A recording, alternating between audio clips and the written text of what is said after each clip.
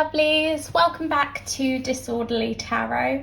Today's pick a card video is all about what's coming in love for you this summer. I'm so sorry it's been such a long time since I last posted a video on this channel and I miss it dearly, but I've just been so busy with my personal life that I haven't had a chance. I also just want to say there may be a few noises in the background of this video. My dog is walking around and also someone's cooking right now. I've changed location just because I thought it might be fun to mix it up a little bit. Let me know if you like it. Today's theme, as you can see, we're back to the movie theme, and in particular Nicholas Sparks films. I am such a romantic and I adore all of his stories. So I have picked my favourite Nicholas Sparks films and made some movie tickets for you guys. We're currently in the height of summer, so I thought I would pick to do a reading on what's coming in love for you this summer. I know it's not summer season everywhere in the world, but I live in England and it is boiling here. That's the reason why we've got a candle in the top corner, but it's not lit because I can't handle any more heat. I thought it would be fun to just imagine we're going to an open air cinema and we're picking the romantic movie that we're going to watch. So I've got 6 tickets for you to choose from, starting with Group 1, Group 2, Group 3, Group 4, Group 5 and Group 6. There are many ways you can choose a group in this reading. You can either choose by number, you can choose by a movie that you'd want to watch, you can choose by your favourite movie. I've actually just chosen my top 6 Nicholas Sparks films for this, but he has many more films that I love too. I've come up with a couple of other ways for you to choose a group. So I'm going to be showing you close-ups of these movie tickets with the movie posters and also some crystals, just in case you want some other aids to your selection. I will start by giving you close-ups of the groups. Group 1, A Walk to Remember with Rose Quartz.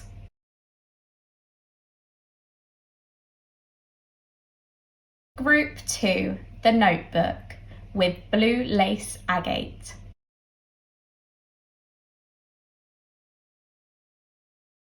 Group 3, The Lucky One with Prehnite.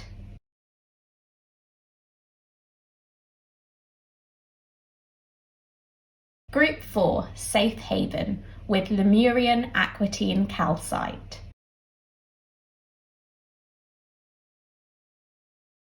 Group 5, The Best of Me with White Chrysoprase.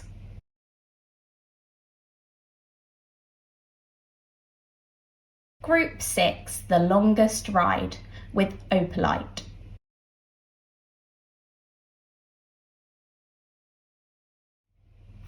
Now I'd like you to take a deep breath in with me and hold it. And slowly release that breath. I'd like you to let all the tension out of your body and have a look at the groups and pick your movie ticket. If you need a bit more time choosing, feel free to pause the video here. And when you're ready, scroll down to the description box or the comments below and pick the timestamp for your group. I'm going to start with the reading for Group 1, A Walk to Remember. Hi Group 1, if you picked A Walk to Remember, this is your reading. I'm going to pop your little rose quartz crystal up in this dish for the rest of it and we will get started. I first just wanted to say what I think of this movie. This is my favourite Nicholas Sparks film. I absolutely love it. I did think about kind of rating my top 6 Nicholas Sparks films and doing the numbers in order of that, but completely changed my mind and didn't do that in the end. But this one is my number 1. I have watched it countless times. It is just such a beautiful true love story. It's so pure and innocent and just shows love kind of prevails, and I love that. I'm going to also remove your movie ticket just because I need a bit more space for your cards. So I will put that to the side now. Right, group one, let's find out what's coming in love for you this summer. So first I'm starting with the Pastel Journey Tarot deck, just to get a vague idea of what's coming for you. So tell me about group one this summer.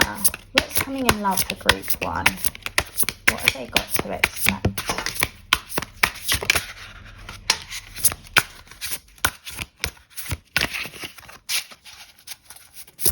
Anything else for group one in love this summer? Okay, so we're starting with 5 tarot cards for you.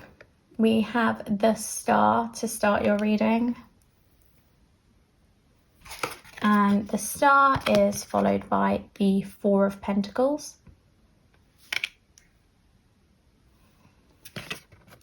Then we have the Empress,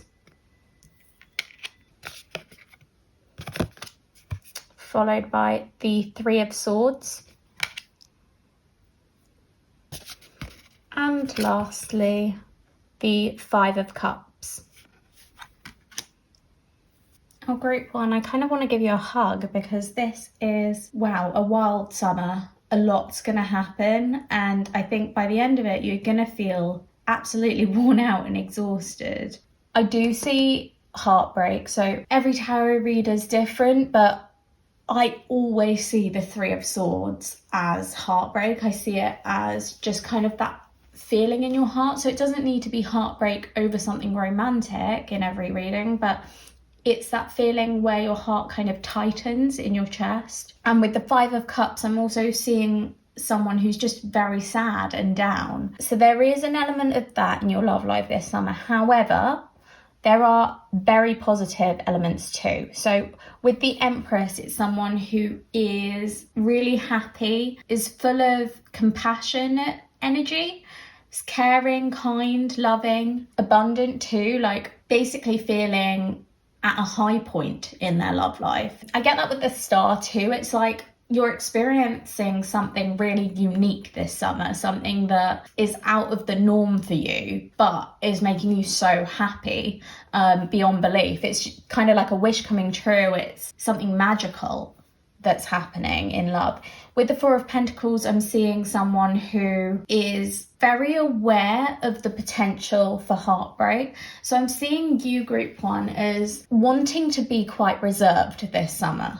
So it's almost like these opportunities in love are coming towards you, but you are afraid to take a leap of faith. You are afraid to jump in. You want to protect your heart. I love that the Star came out with the group that chose A Walk to Remember, because it's kind of, it's one of the ways that I would see the main character, played by Mandy Moore, in it. I see her as just so innocent and sweet and not afraid to be different too. And that's something I see in the Star. It's someone who stands out from the crowd. It's someone who's not afraid to stand out and enjoys their uniqueness, and the others around them are encapsulated by it too. So these, we've kind of got the main themes for summer for you. So as I said, I'm seeing some sort of unique opportunity in love, something really outside of the box, something you're not expecting. I'm seeing a fear of kind of jumping into this. So it may be someone comes along that's new and very, very interesting, captures your attention, but you're afraid to move forward with them. You're afraid to date them. You're afraid to take a chance on them. I do see that someone's giving you a lot of love and care and adoration and kindness and respect. But then there is this sadness, this feeling of lack in your life too. So let's get a better picture of what is going on. I would like to know who the main character in your love life is. I also want to know if this 3 of Swords is in relation to a person breaking your heart, or if it's in relation to something else in your life that's just causing you pain. So what I'm going to do is just pull a tarot card for that. Sometimes I feel I need clarification of the cards that I pull. I've brought the Everyday Witch Tarot to kind of help guide me with any need for clarification, like with this Three of Swords. So let's get a card for that. Please, can you explain what this Three of Swords for Group 1's love life in summer is? Just want a bit more information on this Three of Swords. What does it mean? Where's the heartbreak coming from? Okay, so we got Justice, and that was followed by the Knight of Cups. Oh, interesting. Okay. So those in relation to the Three of Swords just make me think that there's someone entering your love life this summer who is blindly chasing you. There's someone who's going to be either constantly messaging you all of a sudden or asking to meet up with you a lot. There's someone who whisks you off your feet.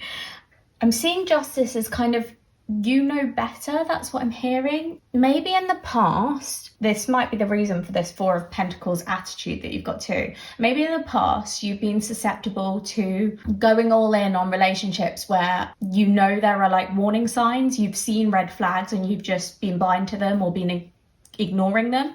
And with Justice, I'm kind of seeing the laws being laid down on you. Like, no, come on, you've done your healing, you've done your work, you know better than this.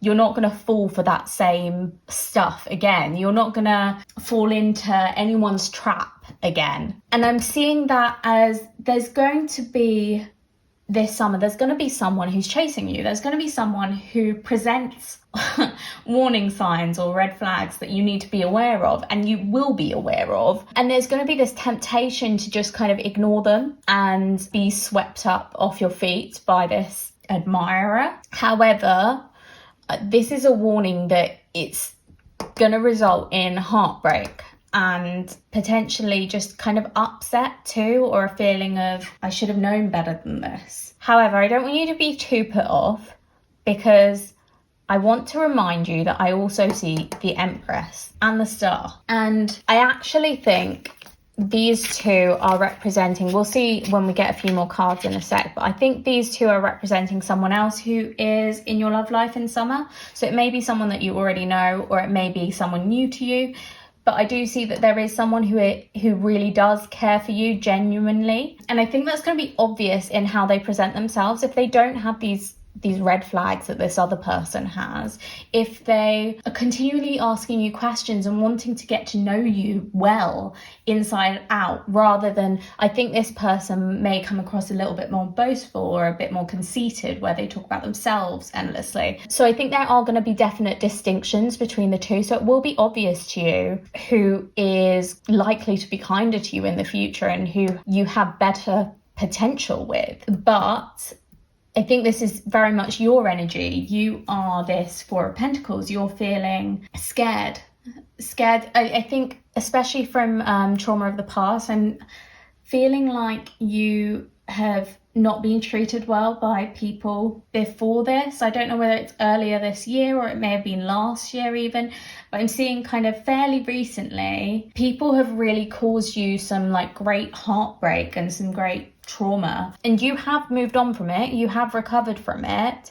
But despite your recovery, you're just feeling like you need to protect your heart, you need to hold it close to you, you need to not let people in so easily. So I think you are going to be smart enough not to let this admirer fool you. But this is just kind of a warning. I think, yeah, you're just getting sent like a warning in advance to be on your guard this summer, and obviously let people in if they are treating you right. But if they're not, you need to be wise to that and not take unnecessary risks. Yeah, I'm hearing it's okay to take risks if they're calculated, but if they're flighty, spontaneous risks, it may not be such a good idea for your love life. So think about it first. Just a little bit of thought. You don't need to be thinking about it for months and months, but weigh up pros and cons and think about the potential getting into something serious with someone who is presenting as quite problematic. Think about how that could result. and the different outcomes you could get from that. Because yeah, I'm really seeing that this secret crush or admirer, like this person is, well, I said secret, but I don't actually think of them as that secret. I think they're going to be really obvious in their affections towards you and their attention that they show you, but I just see it as not resulting in good things. Okay. I'm more interested in this person. I know a few of you out there might want to know more about this bad influence in your love life, but I don't want to focus on them. I don't think that is what you should be focusing on. I think you should be focusing on the good, because I think you've spent enough time in your like past trauma. You've spent enough time doing the healing work for that. And I think now's the time to kind of relish a new opportunity, something that's presenting itself as good and healthy. So what we're going to do is we're going to move these to one side, because no more focusing on the bad stuff. I am keeping them nearby in case we need to come back to them. But these are definitely what we've got for you at the moment. And then I'd like to take a closer look into this person that I'm seeing for you in your summer. So we shall start with the Animal Spirit deck. It's actually called the Wild Unknown Animal Spirit deck.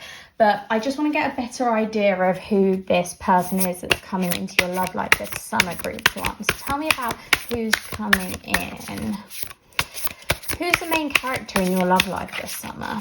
Who's going to bring you love? Tell me about group one.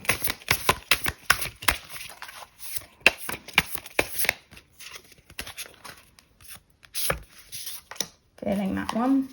And I've also got the Oracle of the Roses deck, so I thought we could get a card from that too. Tell me about the main character in group one's love life this summer.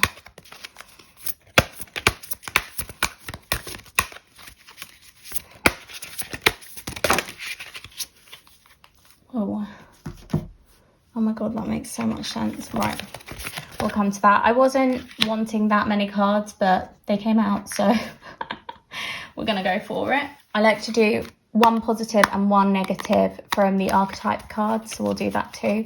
So one positive about this person coming into your love life this summer, group one. What's a positive about them? Don't know if you saw that, but they literally turned all over, and I'm going to take the top one.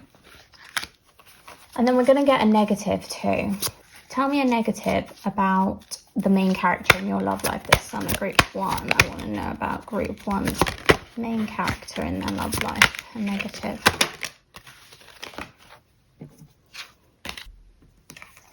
Do you know what? Let's start with the negative. So we have Priest, and I'm going to look at the shadow attributes. So we have violates the trust of your spiritual community, seduced by your own spiritual role.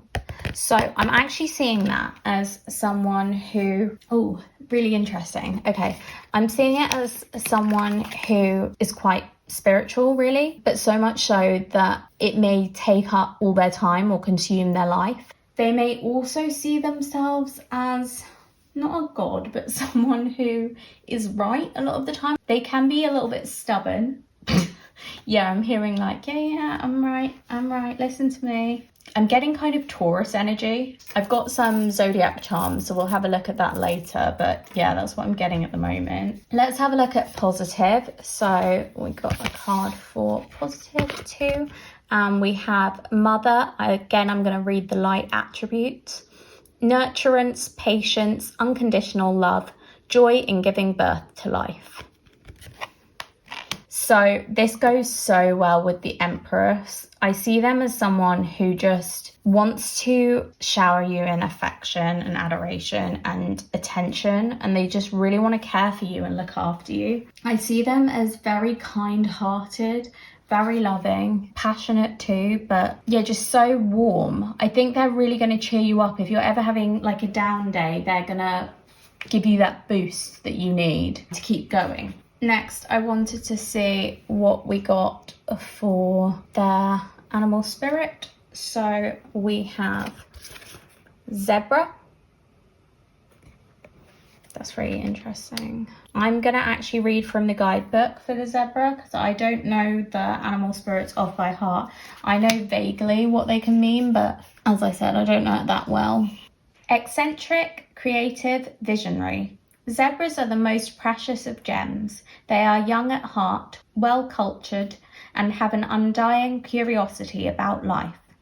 Being in the company of a zebra personality not only is a delight, but also opens our minds. Be prepared, their potent magic is contagious, and you may soon find yourself in a faraway land, expanding your worldview while having a blast. Zebras also like to contribute to the global health through environmental or volunteer work. This card may be a hint to pack your bags. When in balance, they are worldly, enthusiastic, and fashion-forward. When out of balance, they can be jaded, pouty, or vain. They can also be interested in adventures and art. Okay, so that's just kind of giving us some clues into their personality. So they may be a fire sign. Those are Leo, Sagittarius, and Aries. I'm also seeing that there's a lot of creativity here, so they may be interested in art. They may work in an artistic field. I see that they like traveling too and adventures. They may have recently been traveling. They may work for a charity or do a lot of charity work, or just be interested in science and the environment and bettering our world and our climate. I definitely see them as quite deep as well. I think they enjoy deep conversations. They enjoy, as I said earlier, getting to know you. Like, they'll ask you 1,000,001 questions because they want to know every single thing about you. They want to know you inside out. Let's have a look at the Oracle of the Roses cards that we got as well for you, group 1. So we have the Giver. Then we have the Warrior. And lastly, the Father. Oh, I like that because we have Mother and Father. This is such a sweet reading. I love it. I'm really getting that this person is so attentive and so caring, and they just want to look after you, group 1. It's making more sense as to why you would have picked a walk to remember, because this is someone who wants to give you everything. They want to shower you in love, and they want to take care of you too. I just see them in such a caring role for you. They want to look after you. They want to make you happy. And I know this was meant to be a negative trait, but I'm also seeing that they may just be spiritual or religious, and they may just spend a lot of time praying for you or thinking good thoughts about you because they want you to be happy. They want you to be safe. They care a lot about you. Yeah, I do think they think about you a lot. I think you are on their mind a lot. I'm seeing with the Warrior too that they are very strong. I was getting that with the Zebra personality and also with the Empress, and again with the Star, that's a common thing too. Someone who is brave and strong and not afraid of anything, very resilient, able to deal with most problems or hurdles that they come across. There's going to be no exception to that in your relationship with them, group 1. If you do choose to have a relationship with this person, they're going to have your back. They're going to ride the waves with you, and they're going to get through them with you. I'm seeing with the Giver that they want balance in a relationship. They want a 50-50 kind of relationship. They want to feel like what they give is reciprocated. That may just be something to be aware of during the summer. Make sure if you're being given a lot by one person, if you are really into them and interested in them, you're giving them back kindness in return. I'm not talking about physical gifts. I'm talking about just generosity in terms of character and compliments and displays of affection. And those don't need to be physical. They can be just through words of affirmation, or they can be through gestures or acts of service. Think about different ways that you can kind of show your feelings to them, because I think you're so used to being quite closed off that it may be difficult to break down that barrier, break down that wall. And this person will certainly try. They're going to try and get to know you, get to know everything about you. As I said, I'm seeing them kind of like a detective questioning you a lot because they like what they hear. They like knowing things about you. They find your eccentricities beautiful and they are drawn to you. And I see them very much in this caring role, looking after you. But I think you feel a bit, what's the word?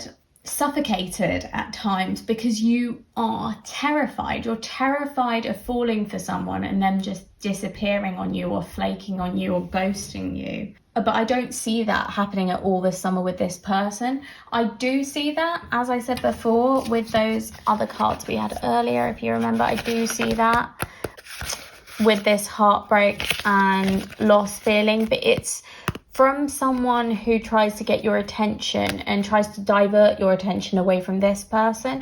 So if you do see this person coming, just be aware. It's not like you have to stay away from ever dating them or ever having any interest in them or any dealings with them. That's not true.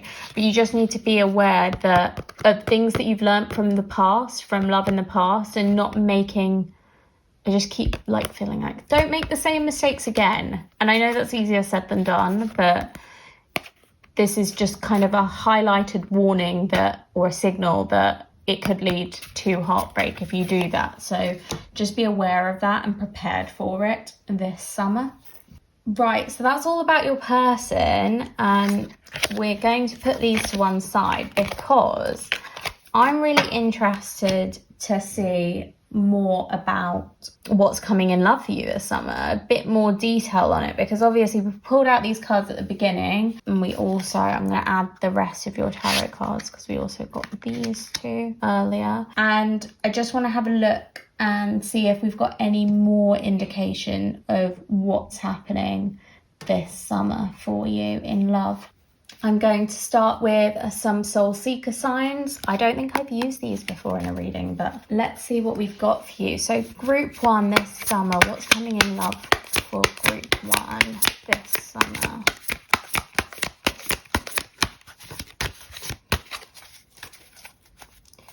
What can group one expect in love this summer?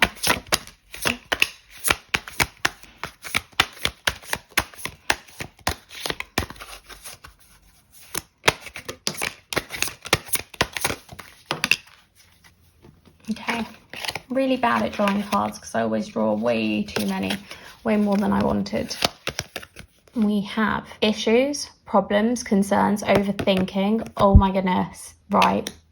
With that overthinking, I'm just seeing that Four of Pentacles again. And I think you're going to be so tempted to overthink this person, to think that they're going to lead to heartbreak. There may even be a few of you that don't have this second person that I'm talking about. And this is all just fear that you could end up back in this heartbreak situation if you jump into something with this Empress or Star person. I'm seeing you, really getting kind of caught up in your head, which I don't advise. I don't think that'll help. There's a fly flying around that's bugging me so much. Next we have children. Siblings, pregnancy, kids, so they may factor in your love life. It may be that this person has kids, it may be that you have kids and they get on with them really well. It may be that your siblings have something to say about this person. It may be that you meet them through one of your siblings. Children are a factor somehow. It may be that you talk with this person about having kids in the future, or this may be someone you're currently with and you're just discussing your future possibilities, stuff that you want, your goals, and maybe you have a conversation about children. We have vacation, holiday, rest, break, chill out. And finally, boundaries, healthy, clear, communicating needs. Boundaries, we're back here again. So as I said, I feel like you've got kind of this wall up around your heart because you are absolutely terrified of things happening that have happened in the past to you, basically them happening again. And you have set up these boundaries, but I think it might be a time to reassess the boundaries. I'm kind of seeing these two come together, like you're thinking about these boundaries and you're like, actually, is this really what's right for me, or is this just because I'm still holding on to the past and unable to let it go? And maybe you are just too focused on the past and expecting everyone in your future to be like the people in your past, but they're not going to be, and this person certainly isn't. I think if they are clear with you on their boundaries and their needs, then you ought to be clear with them in return. I don't think it requires overthinking. I think you'll be drawn to overthink the whole situation. But I'm not seeing negatives from this person. I'm seeing a lot of positive energy. I'm seeing a lot of caring energy too. And I just want to note also, I see these two as kind of like signals, and they may not apply to everyone who picked this group. It may just be for some of you, but I'm seeing that like perhaps you're going to meet this person during holiday, or through kids too, or siblings, or perhaps there is some sort of holiday that you go on with this person during summer, and that helps you kind of see them in a new light, or it helps you realize it's time to reassess your boundaries that you have in place and make sure they are healthy and make sure they are clear with the people that are important to you, the people you hold dear. I'm just going to get a few last cards to sum up what's happening in love for you this summer. So we've got Romance Angels. What's happening for group 1 in love this summer? Tell me about group 1 this summer.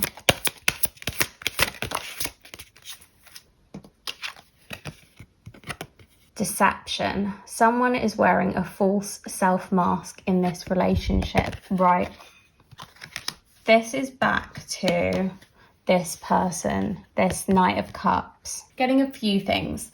Some of you may already be dating or in a relationship with someone when you come into summer.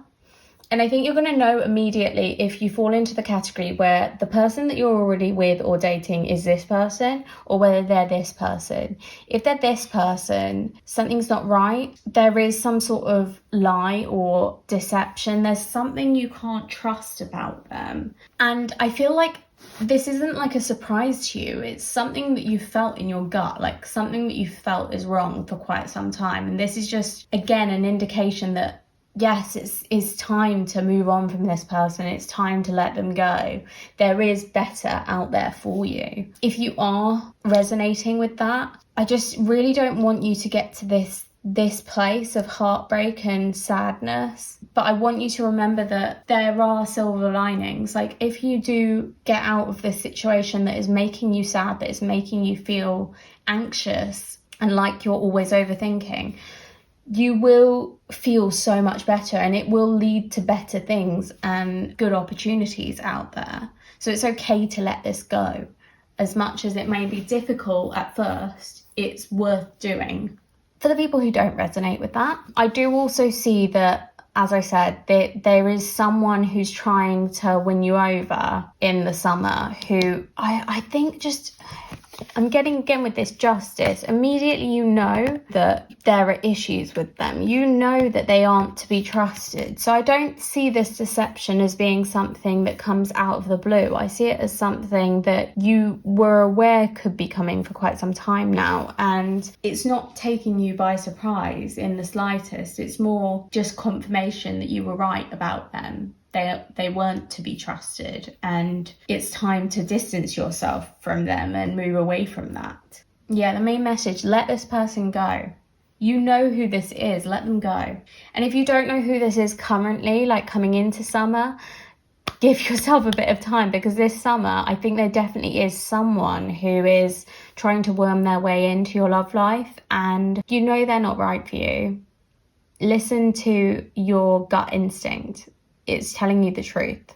Next, I've got some Moonology cards. So let's see if we can get any more details about your love life this summer, group 1. Anything else for group 1 in love this summer?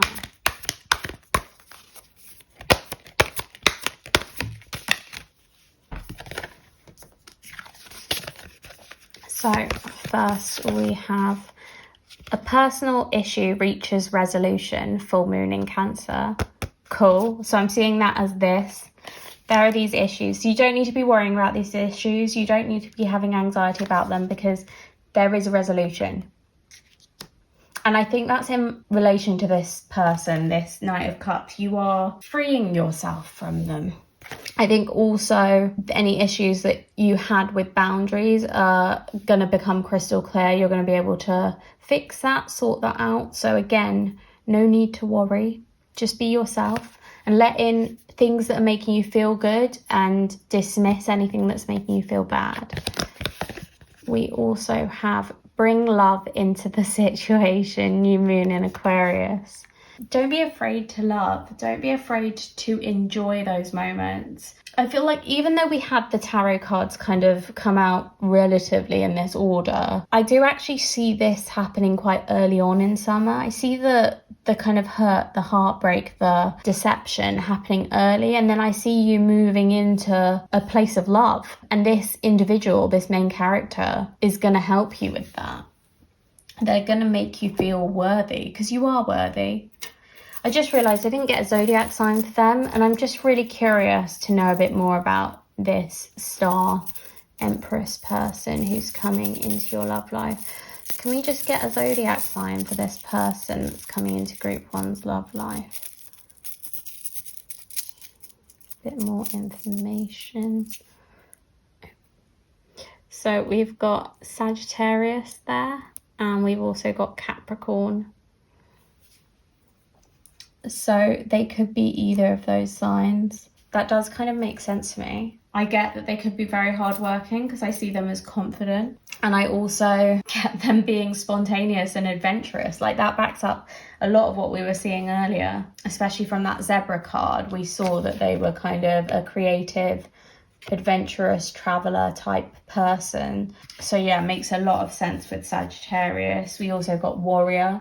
So I see them as very strong, and that comes across in both Sagittarius and Capricorn. I see them as quite strong personalities, sure of themselves too. And last but not least, I thought we would get a card from the Elemental Oracle, just to get an idea of what's coming in love this summer. Maybe just a main theme to tie things up, or some other hint or signal that we have for you, group 1. So tell me about group 1's love life this summer. Any extra information?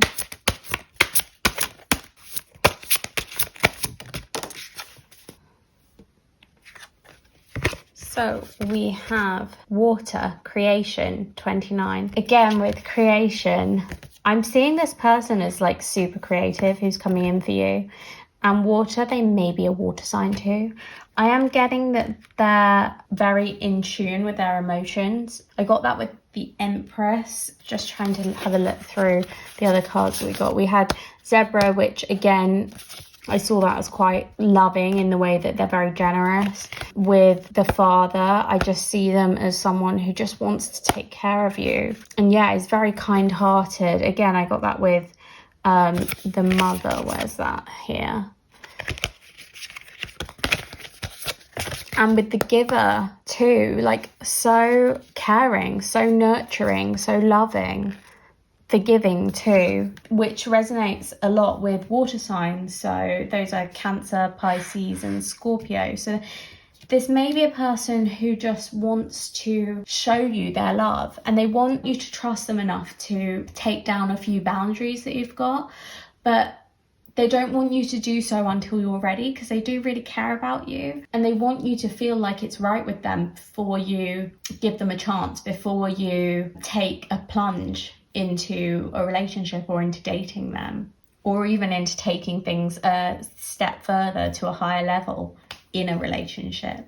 I'm seeing you creating something new in your love life in the summer. I'm getting that with both of these two cards. So something new is coming for you, something fresh, a new relationship or someone new that you're dating, but definitely some sort of fresh perspective, some fresh love. And I see you just feeling uplifted by it.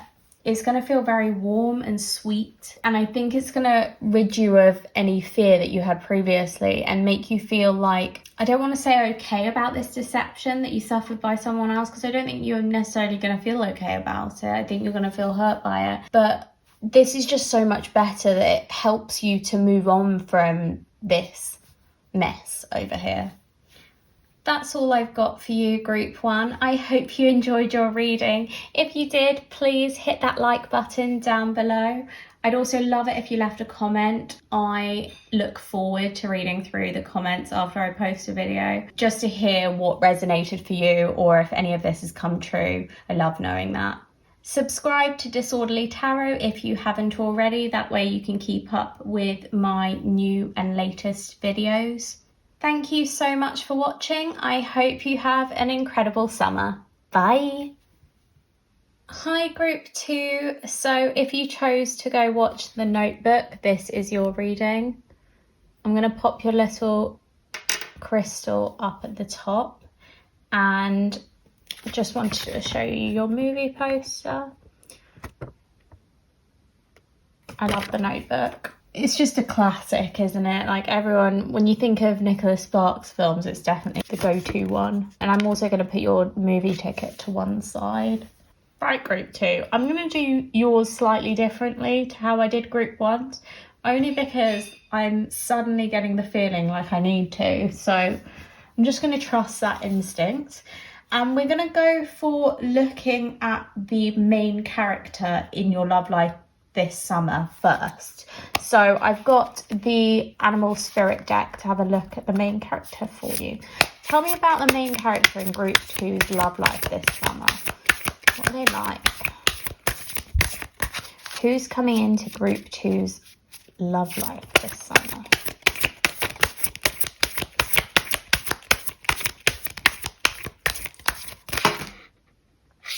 Okay, so loads flew out, but weirdly I'm holding this card, so I feel like that's the one we're going for.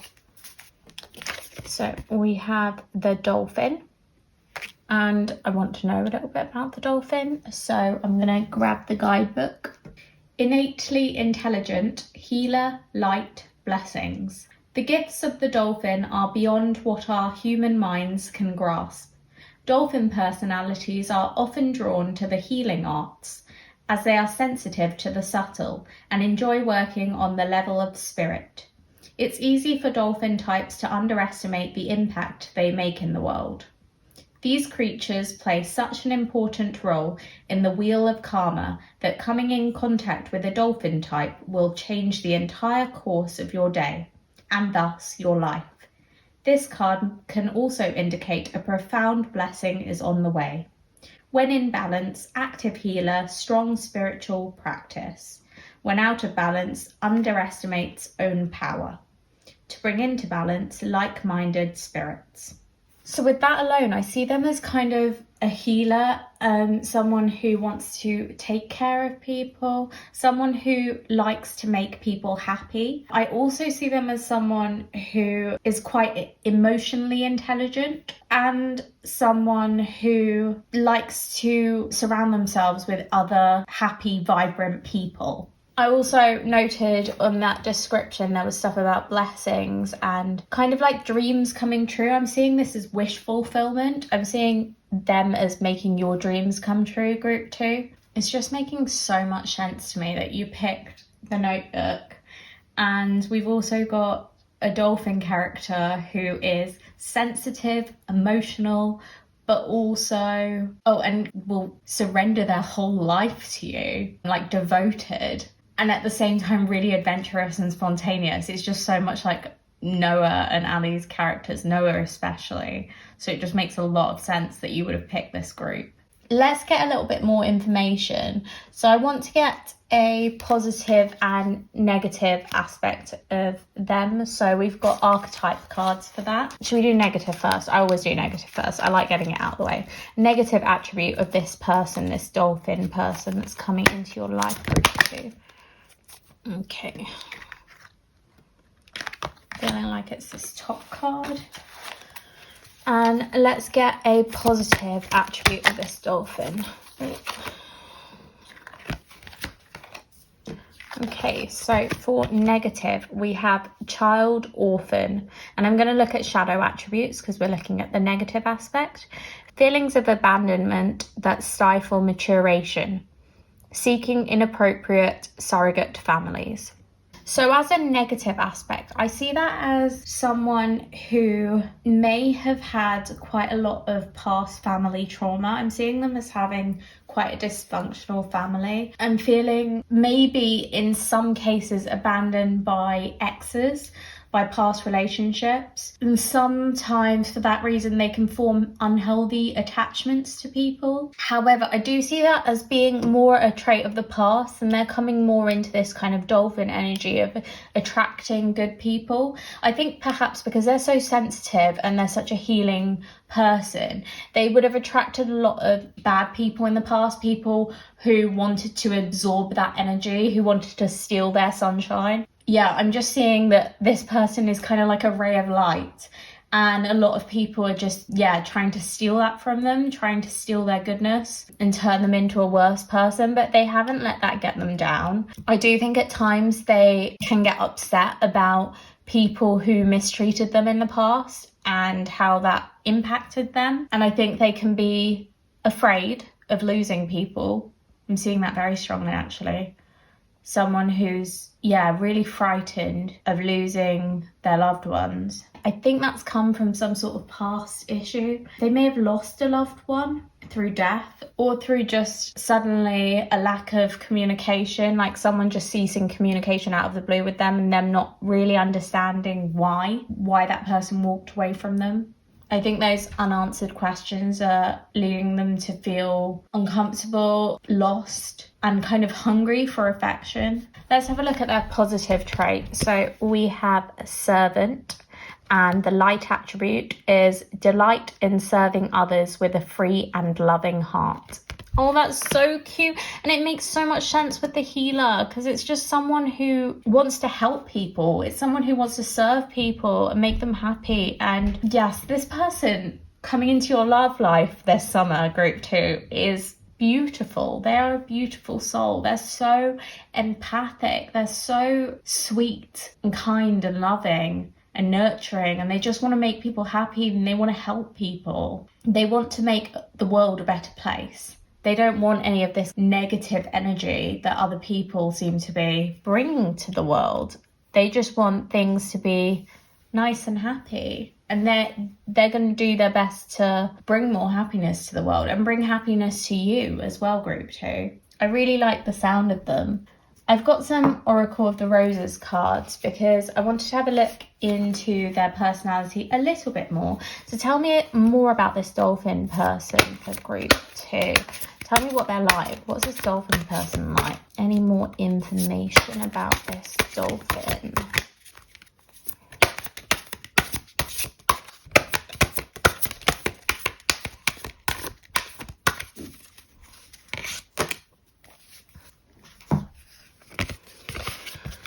The gardener. Okay, so the gardener, I see that as someone who literally tends to the roses, like someone who wants to put everything they have into a relationship. Like they are very attentive. If a relationship is going well or even going okay, they're not going to just leave it that way. They're going to keep working on it. They're going to keep bringing spontaneity to it. They're going to keep fulfilling you and keep things. They want to keep things fresh and exciting. That's what I'm seeing. Like they don't want anything to go stale. And if you do hit a bump in the road, if you hit any sort of problem, they're willing to work on it with you. They want a balanced relationship with you. They want to make things right again. They want to do whatever they can to make you feel good, to make you feel better. And yeah, they're very hardworking. They're willing to put in that effort. They're willing to put in the work to do whatever is needed to get things back on track and make both of you happy again. That's a really endearing quality. And I see them as quite persistent. I mean, they don't give up on relationships easily at all. Again, that's mirrored in this dolphin card. They want to make things work and they're willing to go to great lengths to make things work. If they really feel something for someone, if they feel love for someone, they're not going to let go of that person very easily. They will do whatever it takes to make them happy and to get things working again. I really like this person. It just seems so sweet and attentive is the word I used earlier. Right, so that's all about your main character in your love life in the summer, group 2. What I'm going to do now is we will put this dolphin card to one side for the moment. I'll put them here. I want to just get to know what is happening in love for you this summer, group 2. So let's get a few more cards. This is the Pastel Journey Tarot that I'm using today. Tell me about group 2 summer in love. What's happening in love for group 2?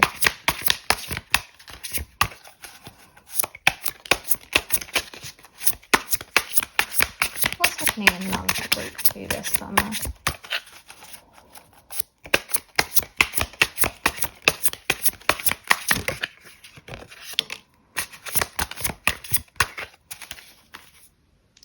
I'm feeling like that's the right amount, so we're going to stop there.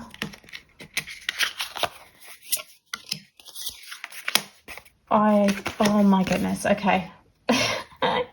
Group 2, I love this. They're all really amazing cards. Right, starting with death. Don't be afraid of that. I will explain all. And then we have the Queen of Cups. Then the Six of Wands.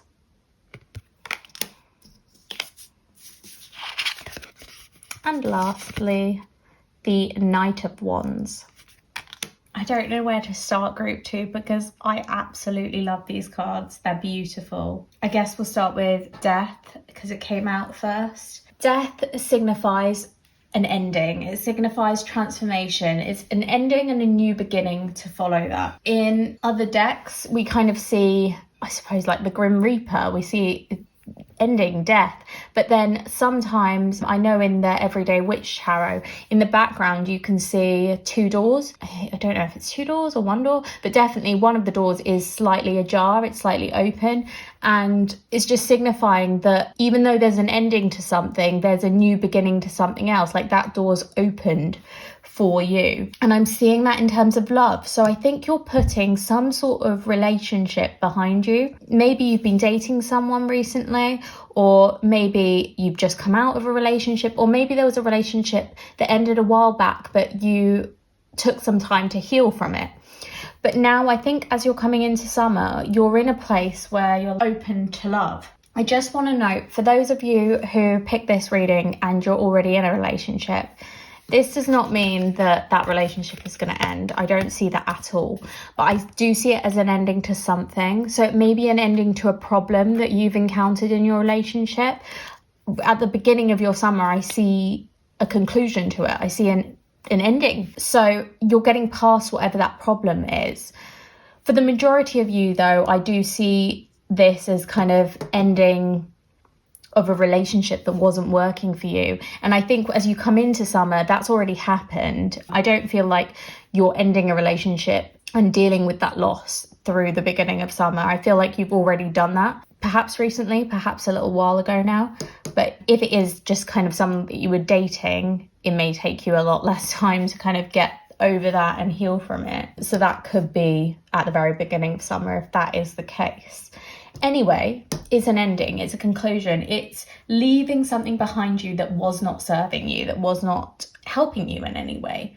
It's moving you forward into this, oh my God, this beautiful era. I love your summer, group 2. I want your summer. I didn't pick a group at the beginning of this and I'm wishing I had, because I would love to have this group. Quite early on in summer, I think you're meeting this dolphin person. Either they may be new to your life, or they may just be someone that you were aware of before but you hadn't thought of in a romantic way, or perhaps because you were distracted by this previous relationship, you didn't really think of them in that way, or you didn't progress things with the dolphin. However, I see you coming into your own. I see you, oh my God, so ready for love. Like so full of love too. You are absolutely amazing. You're beautiful, you're emotional, you're sensitive, you're kind, you're compassionate, and that energy is kind of radiating off you. There's a lot of feminine energy really, and it's going to attract people to you. It's definitely attracting this dolphin to you. And with the Six of Wands, that is success. And in terms of a love reading, it's success in love. And it's kind of people showing gratitude towards you too. And I'm seeing this dolphin as, it's going to be so obvious. Like they're either paying you a lot of compliments, or they're giving you gifts. They could even be physical gifts, or they're just doing things for you. I'm seeing most likely with the kind of personality that they have. They're doing acts of service for you. They are going out of their way to help you with things. And that's kind of, you're finding that very endearing and very heartwarming, and it's drawing you closer to each other. That's what I see in the Six of Wands. With the Knight of Wands, by the end of summer, this person is chasing you at full speed. This person wants to go on adventures with you, group 2. Like, the dolphin wants to set sail with you, embark on something new with you. They want to be in a relationship with you. They want to date you. And they're going to make that very, very abundantly clear to you. I see them as wanting adventure, wanting spontaneity. They may want to go traveling with you. They may want to take a short trip or break together. They may want to take you on fun, exciting, creative dates. I think they'll be very openly flirty with you. They're very physically attracted to you too. I see that with the Knight of Wands, and they're going to make that clear. However, it's not just that. They do see your emotional side, they see your personality, and they just really respect you for it and admire that about you. But I do see this as kind of a very balanced relationship. Like, there's love, but there's also lust, if that makes sense. Like, they like you in every way and they want commitment with you. I don't see this as kind of a quick fling. I see this as something stable and solid and long lasting. Ooh, this is so exciting. It's so lovely.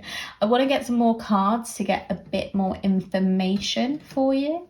I'm going to see if I can get a little bit more information on this death card first, though, because I do feel like it's an ending of something. Let's get more information on the ending. So I've got the Everyday Witch Tarot deck here just for clarification. Tell me about this death card. I want clarification on the death card. What's ending for group 2? This summer.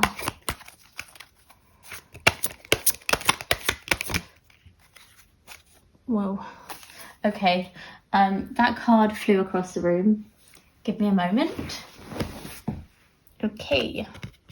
We have the 9 of Wands.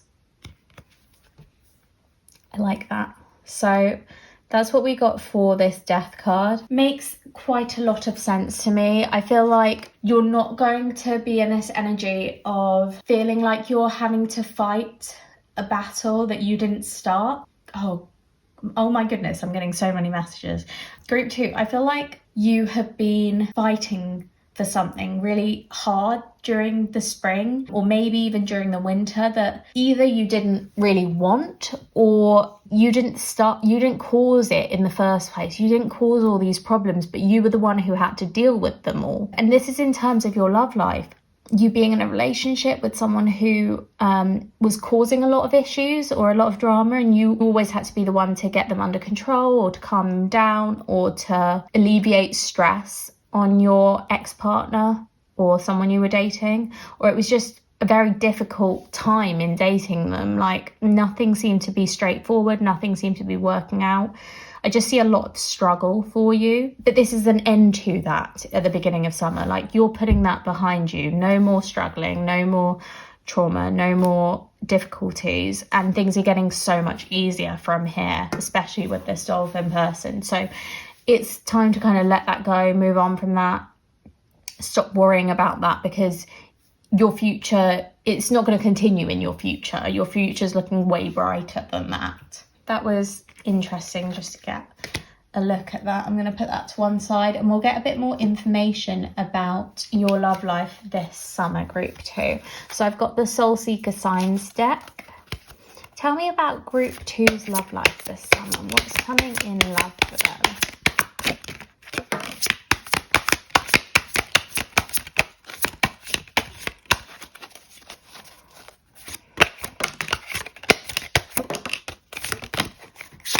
Oh my goodness, I got way too many cards, but you know me, once they come out, I just have to take them all. So we're going to take them all. This may be a very bad idea because there are tons. First, we have funny. Makes you laugh, comedian, fun to be around. Okay. I'm seeing that as this dolphin person, like, someone is going to make you laugh so much this summer. I feel like you're going to spend the whole summer laughing, which is beautiful. Okay, let's see what else we've got. feather, signs, lost loved one, protection, warning.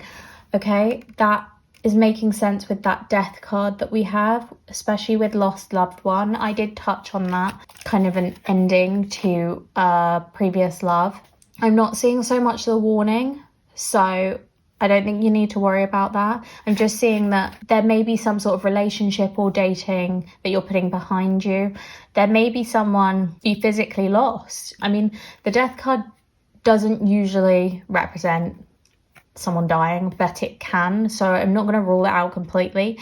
If there's someone who I don't think it's going to be a sudden death. So if there's someone that you know who is really ill and you're kind of expecting to pass away soon, perhaps it's going to happen this summer. But I really, really don't see that as a strong likelihood. I don't see that for the majority of people watching this. I actually just more see it as you're moving on from some sort of past relationship, past love. I don't see it as a bad thing, especially with the feather. I see the feather as kind of beautiful, dainty, pretty, soft. In losing this loved one, you're bringing your softness back to you. Maybe they made you more hard, especially with like all these battles that you were fighting. I feel like that's made you a harder person, and you don't want to be that person. You want to be soft, you want to be sweet, you want to be gentle, and that's who you truly are. And this dolphin person is going to bring that back out of you. I think that's why you are so infatuated with them, and I do see you really falling for them. Right. We have codependency, emotionally reliant, addicted, can't let go. So I think it's going to be difficult to let this person go. I don't think you are codependent on them, but I see that this person from the past represented in this death card, I think they want to hold on to you. They may even be, I'm seeing like some quite like nasty traits in them, and I think they're going to keep reappearing, like even if it's just in randomly messaging you. Sorry, there's a plane flying overhead. Well, quite a few planes, you might be able to hear them. But yeah, with codependency, I just see someone who they're addicted to you. They want you in their love life, but they actually don't do you any good.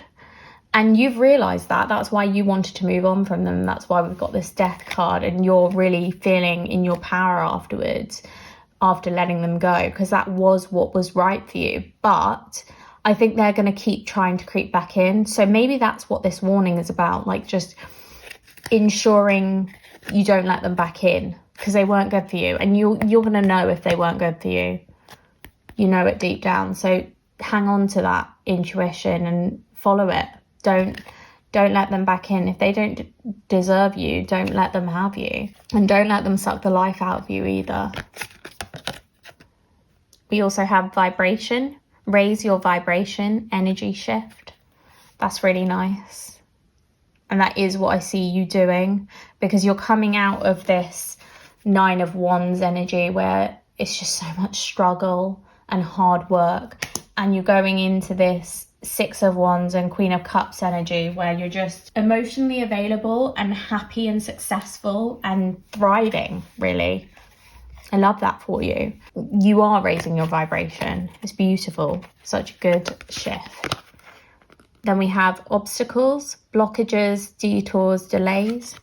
Okay, I'm seeing that here because with the Knight of Wands, I see that your person, the dolphin, they don't want any delays, okay? They're really interested in you. But I think there may be a few things that get in the way that try and kind of delay your relationship with them. But it's not going to be a problem, because the Knight of Wands shows that they are determined, and it shows that they will not give up easily, and they will chase you hard and fast.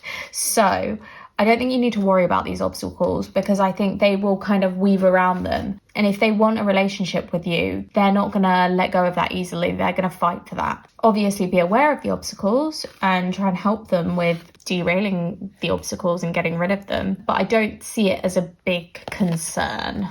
And lastly, we have past life, soul tie, you've met before, past life karma. I love that. I was telling you, group 2, that your reading is beautiful. I see so many like positive vibes in it, and I see you kind of in this up leveling, just really being proud of yourself and showing yourself in the best light possible, and other people admiring that about you and seeing how great you are. And with this past life card, I just feel like this dolphin person was meant to be in your love life. You were meant to have some sort of soulmate connection, and that's what you're getting now. You're going to get that with them. I think you match each other so well, and you're just going to have such a fulfilling, beautiful relationship with them. I think you're going to instantly feel like you know them. I feel like even if you have a first date with them, like, it's just going to be such a great connection. You'll be vibing off each other immediately. You'll be talking non-stop. You won't want the night to end. I'm seeing a lot of happiness and a lot of laughter. I think you just don't want to be apart from each other. I think you're going to spend a lot of the summer with this dolphin, and you're both going to enjoy it. You really are. Let's get a romance angel next, just to find out a bit more about your love life this summer, group 2.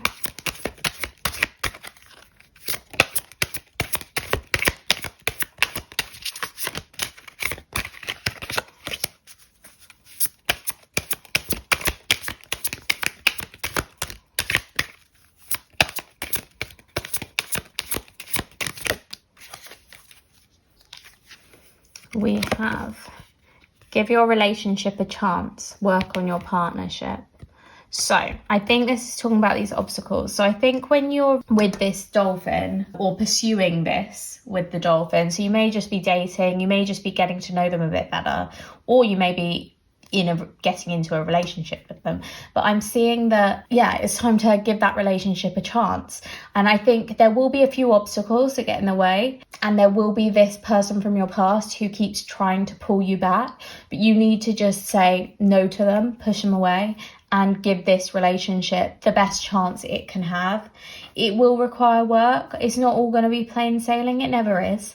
But you've got this deep connection between the two of you that should help you in times of struggle. It should help you to keep moving forward, and this humour that you have together, that you share, it's worth it. This is worth standing by and sticking by and staying true to. I just wanted to touch on, I think I did this slightly earlier, but I can't remember. Group 2, if you are in a relationship already coming into the month, as I said, it's not an ending to that relationship. And these may just be hints that even though you enjoy their sense of humour so much and you feel like it's a soulmate connection between the two of you, there is someone from the past who is trying to sway you.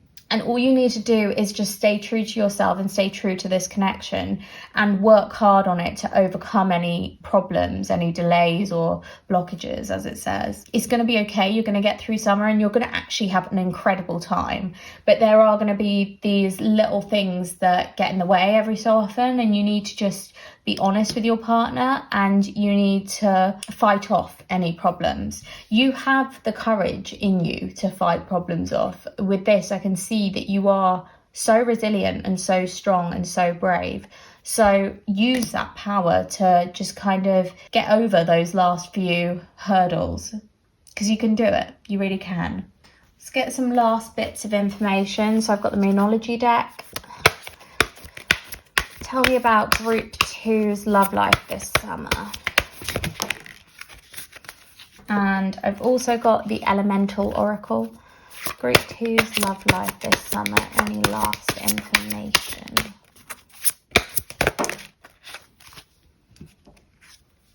Too many cards. Another thing that I forgot to do was pull a zodiac sign for this dolphin, so I'm going to do that now just to get a little bit more information on their personalities. Tell me about Group 2's dolphin. Any more information?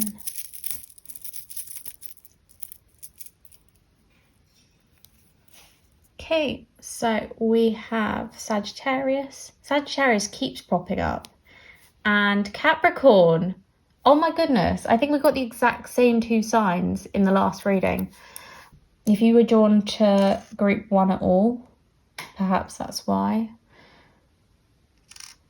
I don't know why I'm putting them over here, actually. I should be putting them here for your dolphin. But yeah, I'm seeing that they're also, Sagittarius and Knight of Wands goes so well together. But I see that your dolphin is very adventurous, very spontaneous, very creative, and in love with you and in love with life. And they aren't afraid to chase you. They will chase you. And they're hardworking too. So even if there are these obstacles, these problems that get in the way, they're not going to give up on your relationship with them. They're really not. They're happy to fight off any problems and work through them together in union with you. Let's have a look at these last few cards then. So we have A Time for Healing, Balsamic Moon. And again, I get that. You're healing from this past situation. You're healing from, it's either a relationship or a situationship. And this person from your past is creating obstacles. They are trying to come back into your love life, but you've done some really good healing work and you need to just let them go. Don't let them back in. They weren't serving you. You know that. And they haven't changed as much as I feel like they're going to say that they've changed, but they've not changed. They just can't let you go because they know that you're a gem. They know you're a diamond and they don't want to lose out on that. But you've got someone so much better for you, someone who cares about you so much more, who you have a soul connection with. We have Surrender to the Divine, Full Moon. I love that. So again, just surrender to this connection, surrender to this union. It feels right for a reason. It feels right because it's good for you, because it's making you happy. It's making you laugh. It's lighting you up. It's filling you with joy and hope for the future. And that's what you need. You don't need this sorrow, forlorn feeling that you had previously with this person of the past. So give in to what feels good and what feels right. And lastly, Endurance, Rock 20. With that, I just really feel like it's bringing me back to this Nine of Wands card. It's funny how this was just a clarification card, but it's just so relevant, so pertinent here. You are full of endurance. You're able to endure anything. You are resilient. You can come through whatever hardships you face. And don't forget that. Don't forget how strong you are. This dolphin person really respects you and they see how strong you are. They see how brave you are and they see you enduring. They see you able to get through anything and they want to endure with you. They want to get through any problems you guys have together. I feel like they're saying like they want to hold hands with you as you go through the finish line. Like they want to do everything hand in hand. They want this to be a equal relationship. They don't want you to struggle on your own anymore, as people in your past may have caused you to. So give this a chance. If it feels right, there's a reason why it feels right. Give in to that and see what can come out of this incredible relationship. Because I do see you guys having so much fun together this summer. I see like so much potential, so much happiness, so many like just fun outings and trips. I'm seeing like a road trip too now. But yeah, just a lot of fun. Enjoy yourself. Be childlike in it. Just reminding me of this child orphan card. I know we had it for the negative trait for your person, but I think sometimes they want to be playful. They want to be childlike and you do too. And you'll be able to do that together. I'm seeing that again in this funny card. I just see you guys laughing so much together. Like over really silly things as well. But you make each other smile, which is a wonderful, wonderful quality in a relationship. It's necessary and it's what helps you get through these obstacles too. That's all I've got for you, group 2. I hope you enjoyed your reading. If you did, please leave a like down below. I'd also love it if you left a comment. I look forward to reading the comments after I've posted a video, just to know if any of this stood out to you or struck a chord. It's always interesting to me. Subscribe to Disorderly Tarot if you haven't already. That way you'll stay up to date on my upcoming videos. And I also put out polls sometimes too, so you can vote on them. Thank you so much for watching. I hope you have an amazing summer.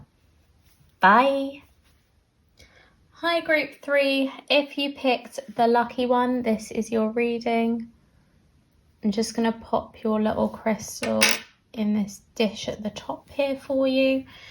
And I'm going to give you a quick look at your movie poster. I'm a big Zac Efron fan, so obviously I had to pick this as one of the 6 Nicholas Sparks movies. And I'm also going to put your movie ticket to one side just because we don't need it for the rest of the reading. And otherwise we have barely any space here. Right, group 3. So I've done the order of things a bit differently for each and every group. But for you, I'm really drawn to finding out who the main character in your love life this summer will be. So I've got some zodiac symbols here just to kind of represent personality traits. And I want to know, who is the main character in your love life this summer, group 3? Tell me about group 3's main character. Okay, so we have a Leo coming out.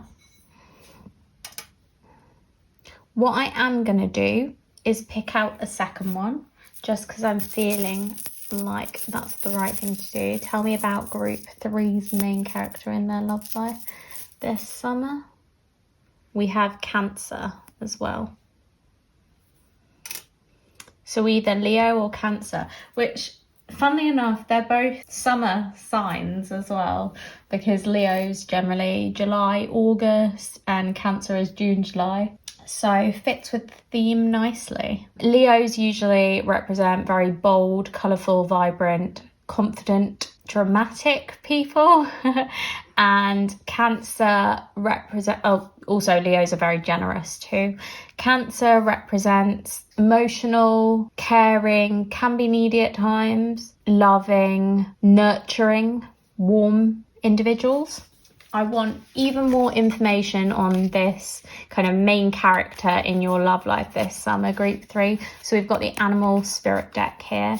Tell me about group 3's person in their love life this summer. Who's starring in group 3's love life this summer?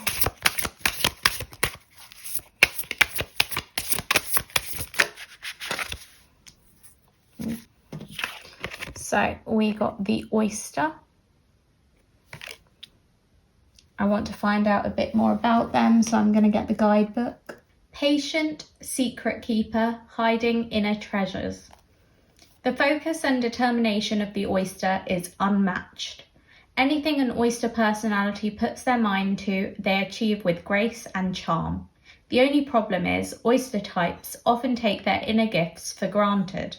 They become shy or doubtful, and this can lead to withdrawing or protecting their deepest desires and life's work. When the oyster card appears, it's important to reveal your inner treasures. What is it you've been hesitant to share? The world is waiting to see. When in balance, they feel blessed, generous, and masterful. Generous, that makes sense with the Leo. When out of balance, they are reluctant, gripping, or clam up. And they like to share things too. That's interesting because we've got water signs here, and Cancer's a water sign. The other water signs are Pisces and Scorpio. It's very interesting because I'm almost seeing that they have a lot of pride, which is similar to Leo, like someone who is very generous and confident and determined, but they're people pleasers too. So if people don't see them in a good light, it can really give them some self-doubt and discomfort too. I'd like to get a bit more information on them. So we're going to start with some archetype cards. I will get a negative one and a positive one because I like to get both sides for your person. So tell me about this oyster person for group 3 that's coming in the summer. I want to know something negative about them. Oh, that was really quick. Okay. And tell me about this oyster person. Is there a positive trait that they have? Tell me about a good thing about this oyster person. What's a good thing about this oyster person?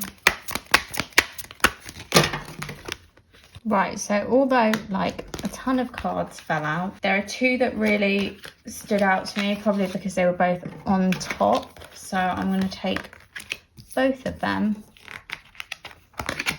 And then I also want to get us an Oracle of the Roses card. So tell me a bit more about this oyster person that's coming for group 3.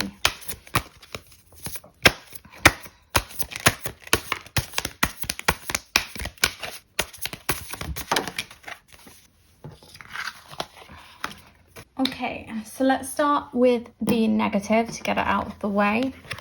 We have Samaritan. And I'm going to read the shadow attribute because we're going for negatives. Exacting appreciation and recognition for the help you offer.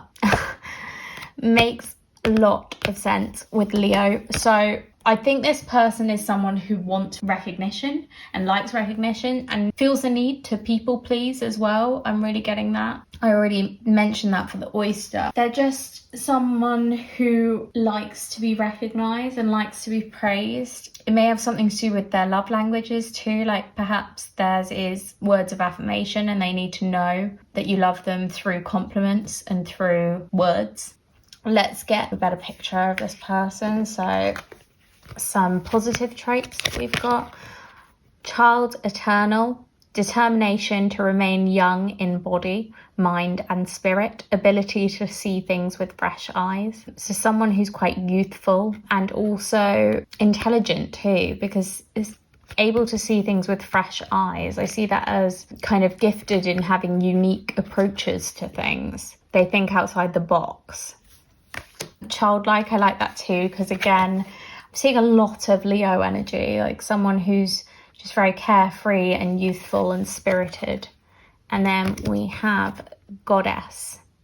The feminine expressed through wisdom, nature, life force, and sensuality. So I think there's someone who is extremely loving and caring too and sensual. Again, we've got wisdom. I wonder if I see them as beautiful too. Sorry, I just needed to note that, like, physically you're really attracted to them, group 3. They're going to be someone who's just magnetic, and when you enter a room with them, kind of all eyes would always be on them, like not against you, not as in like no one's looking at you, but just whenever they enter a room, everyone's looking at them because they steal the show. I think that's kind of what's made them such people pleasers as well, because they're used to getting that attention and they want it, they thrive from it. Let's have a look at this Oracle of the Roses card. So we have the Gambler. I see this person as such a Leo. I know there's water energy too, but God, it's like just really strong Leo energy. Take it as you wish, but I'm seeing that this person, well, they don't mind taking risks, basically. They'll take risks in love too, but they take risks in everything. I see them as very thrill-seeking and adventurous and spontaneous too, but they would do anything for love because they're willing to risk it all kind of for love. So they will dive headfirst into something with you. But yeah, sometimes risks can be taken too far. So I know that that might be on your mind, like perhaps you're a bit more practical. And if you are so, that may be something that you need to get used to about this person, because it's difficult if you are more practical and risk averse to be in a relationship with someone who takes risks really easily. But I do see this person as taking risks, but I do see it as more in terms of their emotions, like they take risks in love, not so much risks with money, for example. That's what I'm getting so far. So definitely, yeah, youthful, childlike spirit, a lot of fun, playful energy too, loving, kind, silly, always up for a laugh, but also a crowd pleaser and likes to, like, they enjoy stealing the show. They like the limelight. They're not afraid to be center of attention.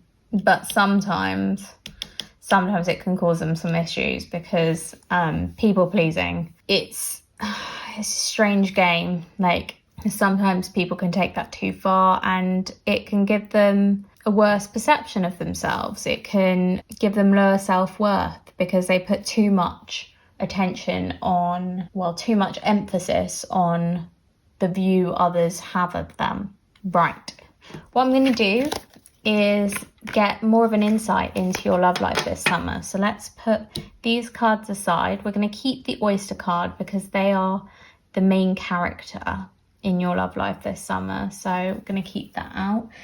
And let's have a look next at what's happening in love for you this summer. So I've got the Pastel Journey Tarot deck here. And I want to know all about your love life this summer, Group 3s. Tell me about Group 3's love life this summer.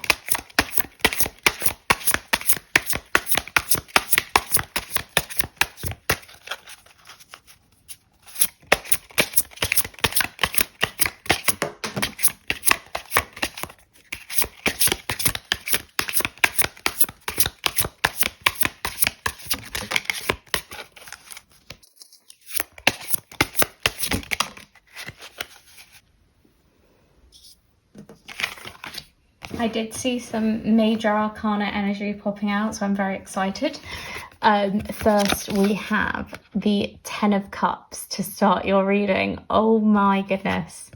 So the 10 of Cups, in my personal opinion, is one of the best cards to get in a love reading because it's success, it's love, it's like the love of a lifetime kind of love. It's just pure happiness and elation in love. It's that feeling when your heart is so full and couldn't be any more full. Right, that's where we're starting. Ooh, I like this already. And next we have the 9 of Swords.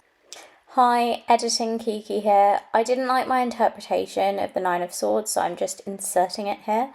I feel like you are getting really, really down all of a sudden in the summer, and it's because you have such great feelings for someone, and they seem to kind of come out of nowhere and overwhelm you completely. Let's see the rest of your cards and we will interpret it after that. So we have Strength, and lastly the World. Before I get into interpreting all of this, I'm going to get a clarification for this 9 of Swords. I've got the Everyday Witch Tarot here just to get a bit more information, clarification of cards. So tell me about this 9 of Swords. What's happening in Group 3's love life with this 9 of Swords? What's that referring to? Okay, so we got the Queen of Cups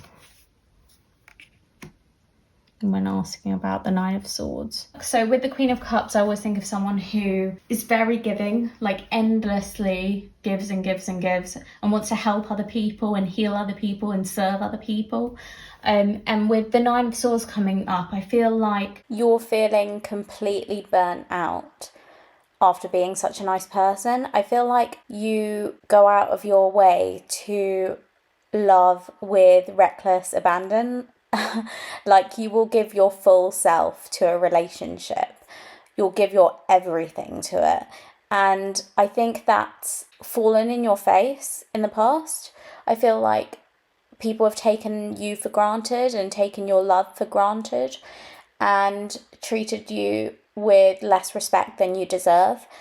And it's made you feel just disappointed in the world and disappointed in others, and also afraid of putting everything into a relationship to get back nothing potentially.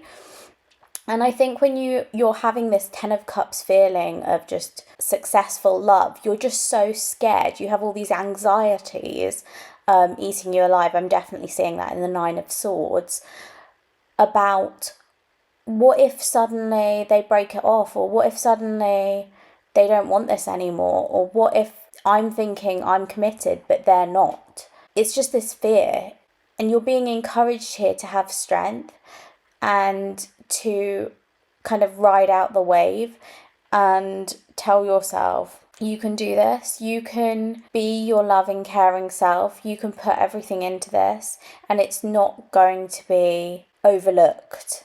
It's not going to be ignored. Your efforts are not going to be ignored. They're not going to be in vain. This person, this oyster, really does care about you, and they want to treat you as well as you treat them, and as well as you've treated others in the past. I also see with Strength that you are extremely courageous and resilient. The World can signify new beginnings, the start of a cycle, or the end of one. I usually read it as achievement, success, the completion of a lot of hard work. I think I'm going to get one more card for your love life this summer, because I feel like, I'm going to be honest, I feel a lot of disconnect here. So with the 10 of Cups, we've got a lot of success, happiness, and similar with the world, like you're in a good place in your love life.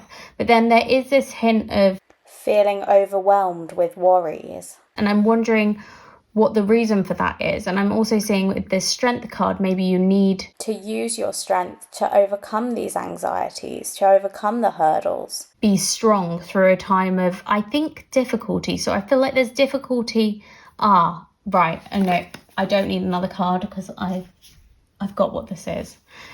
There's going to be another part of your life this summer that you're struggling with, and it's not love, it's something else in your life. So it may be career, it could be a hobby, it could be friendships, it could be family. There's something that is putting some strain on you, and because of that you've had to kind of collect yourself. And I'm seeing with strength, you're leaning on loved ones to help you through these difficulties. And I think you're leaning on this oyster too, someone who is in your love life who is helping you through to get through the other difficult parts of your life this summer. But this oyster person is making it so easy for you, because they are making you so happy in your love life. Like, honestly, they seem incredible.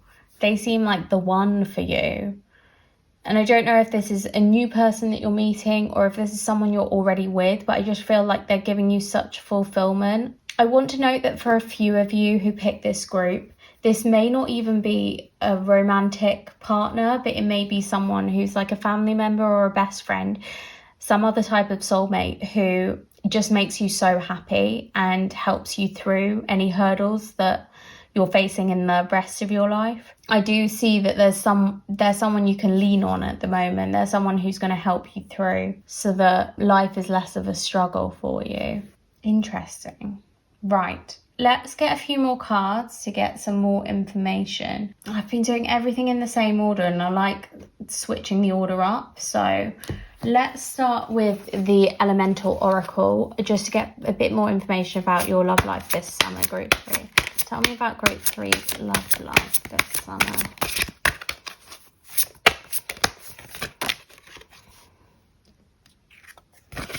We have Oceans.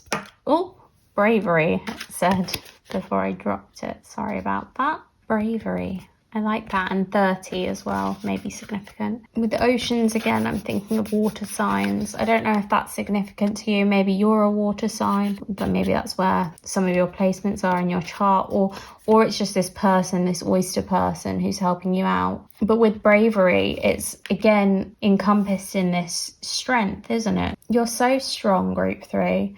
You need to admire that about yourself. I see that you're going to continue to be strong and brave, and you're going to get through whatever it is that's troubling you during summer. I don't think it's a part of your love life that's troubling you. I think it's a part of some other aspect of your life, but your love life is really helping you to stay strong and to get through it. So I do see good things in your love life. Let's get a Romance Angel as well to get a bit more info. Tell me about Group 3's love life this summer.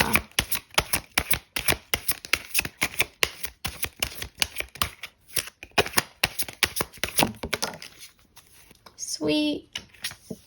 So we have calling in your soulmate. Your prayers, affirmations, and visualizations help bring you together. Such a beautiful card. Again, I'm just feeling like this oyster person is your soulmate. There's someone who is this 10 of Cups energy all over again. There's someone who makes you feel so happy and alive and fulfilled, and they help you through the worst of times. They're such a calming, bright influence on you. I'm going to get some Moonology cards as well. Tell me about Group 3's love life in summer.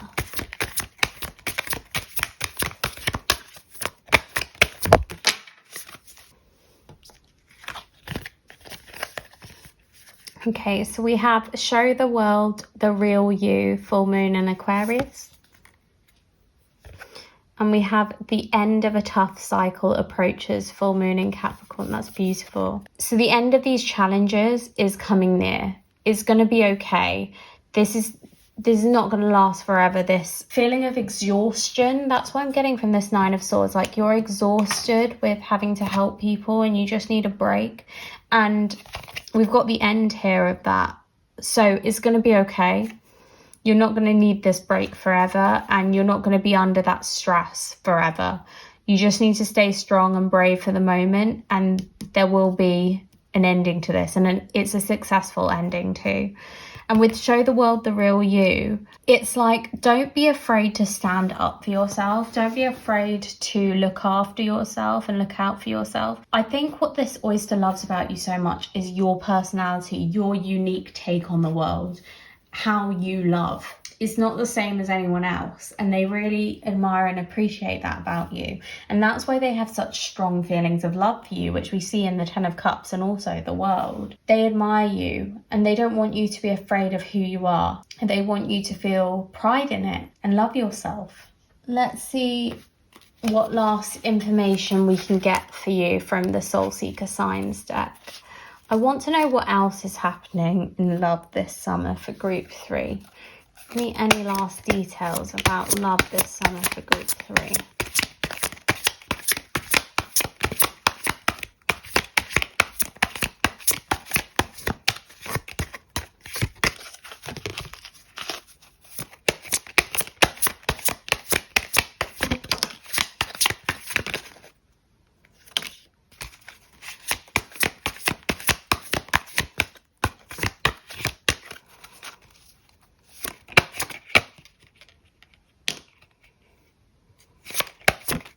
Okay, so we start with complicated, confusion, illusions, complex.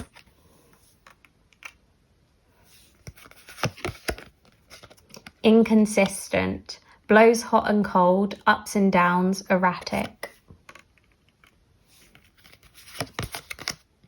Drama, dramatic, over the top, theatrical. Spark, instant connection, excitement, infatuation. Obstacles, blockages, detours, delays.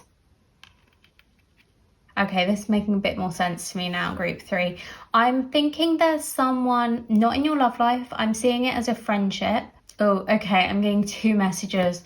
So take what resonates, because I'm going to give you both messages and likely only one of them is going to apply to you. First message I'm getting. Oyster person. You'll know if this is the case, but for some of you, this oyster person is a bit inconsistent. They can really put you on a high. They can put you in this 10 of Cups headspace, or they can make you feel drained and exhausted and like you constantly need to be putting them up on a pedestal for them to be happy.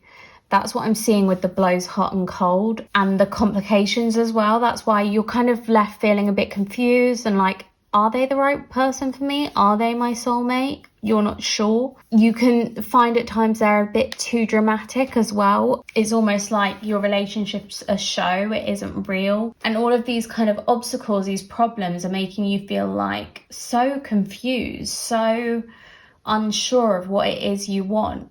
Because you feel like your soulmate should just be this like spark. It should be this instant connection and attraction and excitement, and that spark should remain. It shouldn't be blown out over time. But you're feeling like with this person, you're not sure if they are the right one for you, and you're ready for your soulmate. You're ready for the love of your life. But there is hope in this World card, because there is hope that you will get to a place, you will get to this ending. I think by the end of summer, you will be at a better place in your love life, similar to this 10 of Cups, but you'll feel it all the time. Oh, this has been like such a ride, like a little roller coaster, because there's so many messages for your group. I did say I've got 2 messages. So the other one that I'm seeing is that you can rely on this oyster. And as I said, you'll know if you feel like you can rely on them. You'll know if they make you happy. consistently or if they don't. If they don't make you happy consistently and it's very up and down, it's very mixed signals, then revert to the first message I gave. However, if they do consistently make you happy, obviously there's some problems in every relationship, but there's a big difference between a relationship with some issues and a toxic relationship. If you can confirm that this oyster is not giving you a toxic environment and they are reasonably consistent in that case, then what I'm seeing is that there's another part of your life that has a lot of inconsistencies. There's another part of your life that is complicated and troublesome. And I'm actually seeing it as a friendship. I'm seeing someone in your friendship circle who's causing you a lot of drama, a lot of grief, a lot of issues, and it's leaving you feeling kind of worn out and disoriented and just tired. I'm just realising that I'm reading this Nine of Swords as the Four of Swords when actually it's the Nine of Swords. So the Nine of Swords is more like a time of upset and when things are very overwhelming, but usually it's like kind of heartbreak just before something better happens. Like there's something good on the horizon, but there's heartbreak right now. So I've actually been reading this kind of wrong, because when I got clarification for it and we got the Queen of Cups, I'm seeing it as you're just such a loving, sweet person and your heart was kind of crushed by someone. And I'm wondering if that's this friend or maybe the oyster that I was talking about who has just made you feel miserable in yourself or made you feel not good enough or not worthy enough. But I'm just getting this message that you're strong, you're a fighter, you're resilient, and you need to stop listening to them. Don't listen to these insults that they're hurling at you, because they're simply not true. But realize that they are insults and realize that maybe you can do better than that person. Maybe that you don't need them in your life. Maybe it's time to move on. Sorry, that's just a message that I was getting and I wanted to put it to you guys because it's something to be aware of this summer. There is going to be someone who tries to kind of get you down, tries to stifle you. And I don't want you to let them. I want you to see how much strength you have and how much bravery you have and fight against it. But this oyster person in your love life, I think they're able to make you feel calm and at ease, and they're able to make you feel like you and your personality are valid and you are a good person and you are a fun person and you should be proud of who you are. And you don't need to let this friend get you down anymore. You need to remove yourself from that situation. You need to end the cycle. Perhaps you've been delaying that for a while because it's difficult. Maybe the time has come to take this oyster's advice and, just cut it off. I see them as the spark in that case. I see them as someone who's bringing you so much excitement and happiness and love, and this 10 of Cups kind of love. I see them as adoring you. I see them as bringing you up whenever you're brought down by something else in your life. And yeah, I'm really seeing it as a friendship. It could be a work situation, but I'm seeing for most of you it's a friendship that's on the rocks right now. For good reason too. I don't think it's bringing you that much happiness, and I think your oyster is worried about you and wants to make sure you're okay and wants to make sure you're happy, and they'll do whatever it takes to be there for you when you're struggling. But you have the strength to overcome anything. You really do. You're a powerful person and they will help you see that about yourselves. Lean on them if you have to. That's not going to scare them off. They really adore who you are. You can't scare them off that easily. And I feel like they do see themselves as your soulmate, as your divine counterpart. And that you could end up in a really happy place together. They want the 10 of Cups. They want this dreamlike state with you. They want to be happy with you forever. And I do see that as possible. It's kind of down to you whether you take them up on that or not. I just wanted to say that I can see how the lucky one resonates as well, because this stranger just kind of walks into her life and makes it so much better. And it's like she needs to lean on him to get through all the struggles in her life. And he's just there for her, committed to her 110%.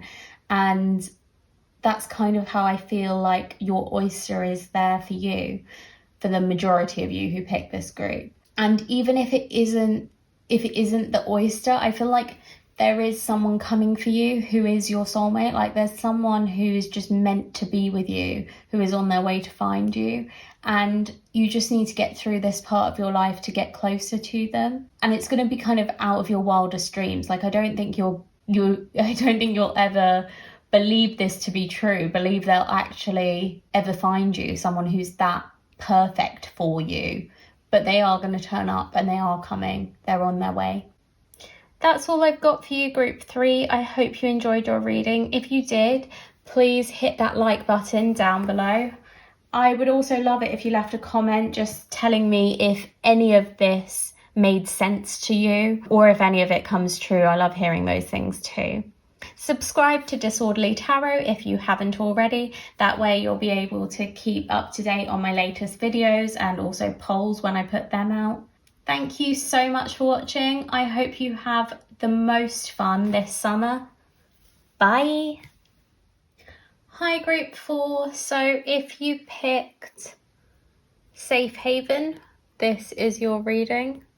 I'm just going to pop your little crystal up in the dish for you and then we will get started. And this is your movie poster. Safe Haven might be my second favourite Nicholas Sparks film. I'm not sure. I did try and make an order but failed because originally I was going to go by number in like my top 6, but I just couldn't decide between different ones, so they're just in a random order now. But I do love Safe Haven. It's a really sweet movie. I'm also going to put your little movie ticket to one side just so that we have a bit more space here for the cards. Now, I've been reading the cards in a different order for each group, so I'm just going with whatever feels right, and we go from there. But we're going to take some tarot cards from the Pastel Journey Tarot and have a look at what's coming this summer in your love life, group 4. So tell me about group 4's love life this summer. What's coming for them?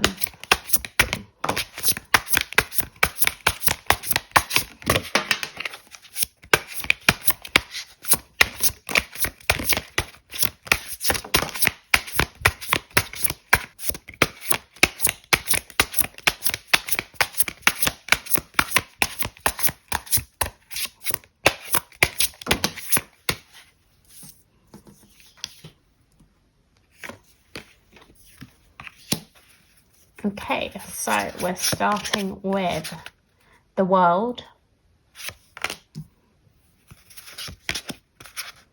then the Four of Swords, Justice, the Ten of Swords, and finally the Six of Cups. I'm going to do a little bit of a reshuffle just because I think this is making a little bit more sense to me this way around. What I'm seeing for you, group 4, is that this summer is going to be quite up and down. What I'm getting is someone stabbing you in the back. I think in your love life, there is some sort of painful blow. However, I see you as very resilient and resourceful and able to recover from that. I don't know if this is something that's happened pre-summer. It may have happened in the springtime. Someone treated you really badly. Someone really wounded you. That's what I'm seeing in your love life. They may have ghosted you. It may have just been like someone you were dating who ghosted you, or it may have been like a relationship that ended on like really bad terms, like something quite crushing happened to you. However, you've been working on healing from this. At the beginning of summer, I'm seeing you in this kind of rest and recuperation period. I'm seeing you doing your healing work, doing your mindfulness, trying to manifest what it is that you want in your love life, trying to get back on track, trying to get your self-worth back, because I feel like that was depleted by this person. And then I'm seeing the scales balancing out. I'm seeing with this Justice card a feeling of like good karma, like you've been through the wars, but you're getting towards success, because with the World I always think of it as kind of the completion of the cycle, but also success, all your hard work paying off. That's what I see with the World. So it's kind of like this healing. You've done a good job of it, you're doing a great job of it, and it's going to result in this Six of Cups. So in the summer, I do see someone making a kind gesture, someone doing something nice for you, or literally giving you a gift. It could be someone from your past returning, but I see promise in it. I see it as a good thing. I don't see it as someone who's treated you badly returning. I see it as, if it is someone from the past returning, someone that you've kind of been waiting for or wishing for or hoping for. And if not, it may be someone new who has something to offer you in terms of love. It's something exciting. Yeah, it looks very promising. I want to know more about this Six of Cups. I have a feeling they're going to be the main focus of your attention in your love life in the summer. So let's get a bit more information about them, shall we? We can start with a zodiac sign for the main character in your love life this summer. I'm really thinking it's to do with the Six of Cups. Right, this one came out first. Scorpio. Let's see what else we get, because I like to take two. Oh, Aries.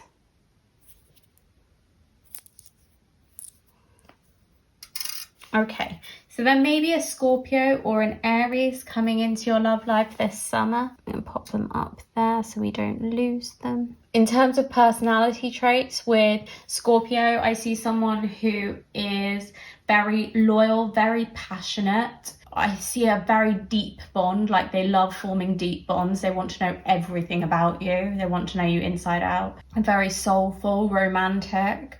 And with Aries, I see someone who's quite fiery, passionate, creative, driven, spontaneous, exciting, excitable too.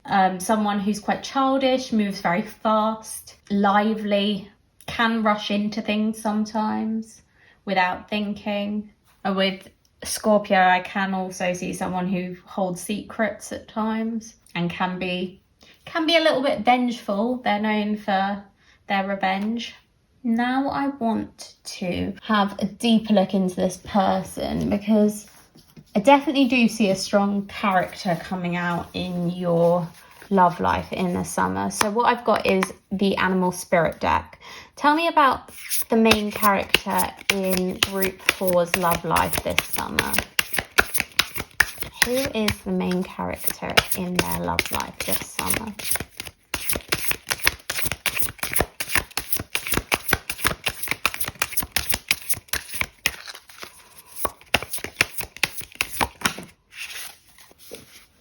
So we have Gazelle as your person this summer, and we also have fire signs, so Leo, Sagittarius and Aries as well. And then we'll have a look at what it says for the Gazelle in the guidebook.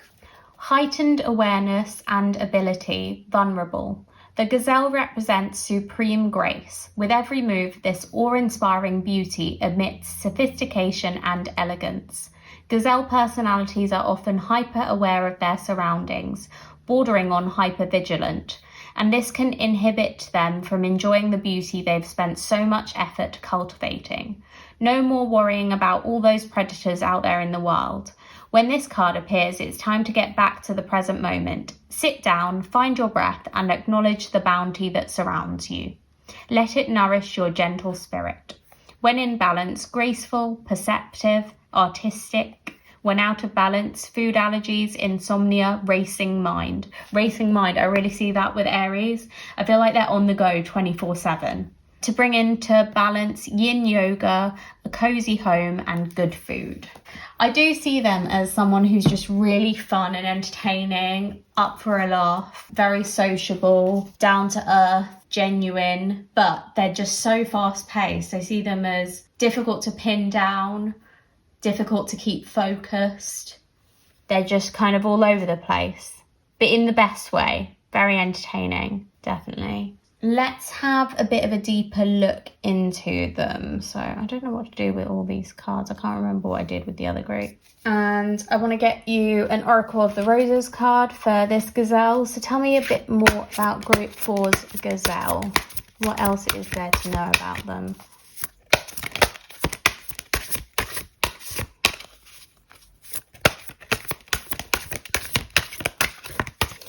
Tell me about Group 4's main character in their love life. Wow, so many popped out. And I'm going to take all three because they popped out for a reason. So this is what we've got for this gazelle. We've got the warrior, the giver, and the seeker. That's really interesting because I feel like, I may be wrong, but I feel like there was a group earlier that got both the warrior and the giver for their person that's entering their love life. I'm not sure which group it was though. Can't remember. If I see it during editing, I'll tell you right now, it was Group 1. So you may want to give that reading a watch. Okay, this is making a load of sense to me. So with the seeker, I'm reminded of that Scorpio, like they seek the truth, they want the truth, they're curious. And I think their curiosity kind of overwhelms them with you. Like they want to know everything about you. And I think they're so quick thinking that they'll be firing questions at you to get to know you as well as they possibly can. With the warrior, I think they've been through quite a lot. I think their past has been fairly difficult, but they've got through it and it hasn't damaged their soul. It hasn't damaged their heart. They're still giving, they're still attentive, they're still loving and caring. And I feel like they will give to you. I'm getting that again with the Six of Cups. Like the giver and the Six of Cups go hand in hand. It's someone who loves doing good deeds, loves making kind gestures, loves making people feel happy. Someone who's very generous. That is what I'm getting from that. Let's have a look at traits. So I've got these archetype cards because I would like to see both a negative and a positive trait for this gazelle so that we get kind of a well-rounded picture. So first I want to see if there's any negative traits. Let's start with the negative trait for this gazelle. What's the negative trait of this main character? Tell me about the negative trait of this person in your love life during summer. And then we will also get a positive trait for this gazelle. Ooh. Or many. I don't know why you're getting so many cards, Group 4, but we're just going to roll with it. So we'll start with the negative trait for your person. We have engineer, and I'm going to read the shadow because we're looking at negative. Reliance on mechanistic solutions without regard for emotional consequences. Okay, so that makes me think that they are the kind of, it's very masculine energy, but I feel like they're the kind of person who thinks with their head rather than their heart, and that can sometimes not work out so well in relationships. I think that can cause them problems in relationships at times, but I don't think that's necessarily such a big problem. That's just the way some people work. It goes well with the seeker and the warrior as well, because with the seeker I see them as someone with a thirst for knowledge, so I think they're very intelligent, very intellectual. They probably do think with their head rather than their heart. And with the warrior too, I see someone who is able to get through any kind of emotional upheaval quite easily almost, because they are so strong. They're strong-willed and they can get through any sort of adversities unscathed. And then let's have a look at the positive for your person. So we've got bully. Highlights your tendency to intimidate others, helps you confront the inner fears that bully you. I kind of like that. So it's not as in like your person's a bully. I think they can intimidate some people. They're so strong and they're so courageous with that warrior card, and they're so intelligent too, that I think some people are put off by them just immediately because they feel like they can't measure up. But it serves your person well and they stand out in a crowd very easily. With helps you confront the inner fears that bully you. I also see that they have a lot of self-worth. They're very confident and they're able to achieve like anything they set their mind to. That's what I'm thinking there. Sorry, I'm making a mess of all these cards. Let's have a look at the other positive traits we have. So we have hedonist, inspires creative energy to embrace the good things in life, celebrates the beauty in yourself. That's nice. So yeah, they're very creative. I was thinking that before with the fire sign energy too. But also they're just really positive and optimistic, and they love life. They love the beauty in life, and they love the beauty in you. I think they think they think you're absolutely stunning. Like they can't get you off their mind. They just want to be with you 24/7. I see them as very passionate too. Like they want intimacy with you. They want to connect with you on every level. And then we have guide, represents the nature of the divine in life and in yourself.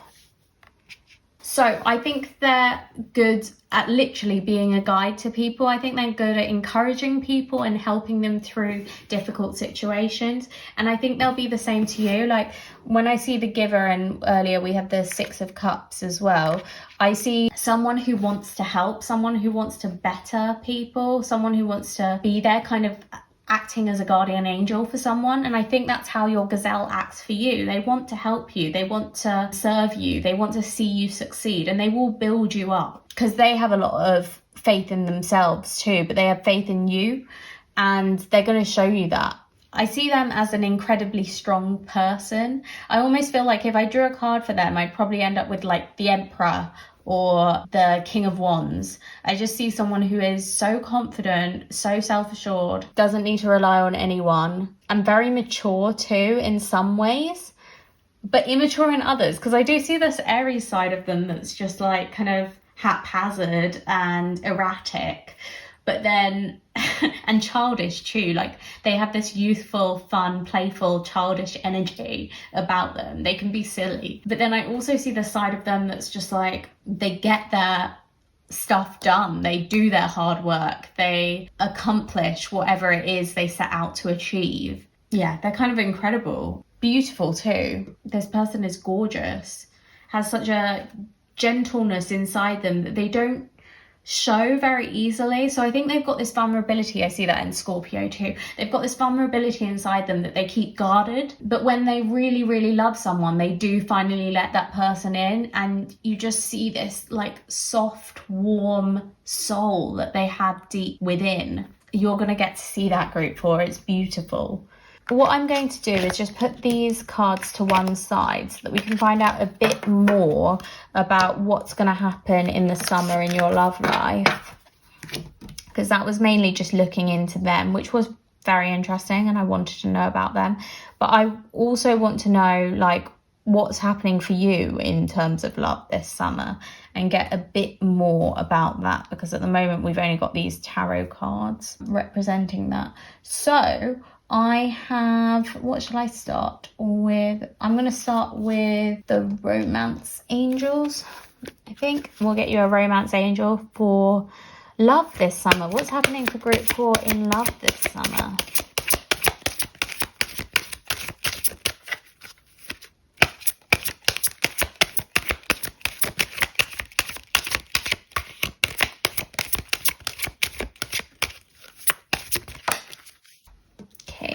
So we have retreat. It's time to disconnect from the world. That's quite sweet. I like that. Again, I should put that here really. It's exactly what I was saying about the 4 of Swords. I see you taking a break from love for a little bit.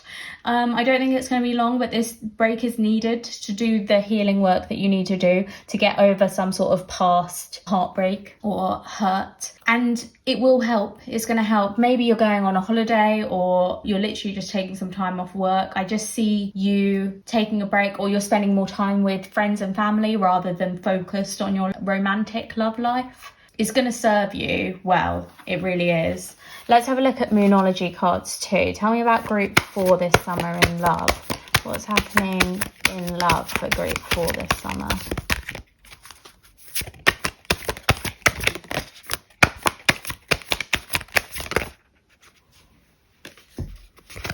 Okay, so we got be bold and make the first move, cardinal moon. So this is talking about the gazelle. You need to make the first move with them, okay? Because they're going to find that extremely attractive. I think they're usually the person who makes the first move, but you need to trust your instincts. And if you're being told it's the right time, then it is the right time to make that move.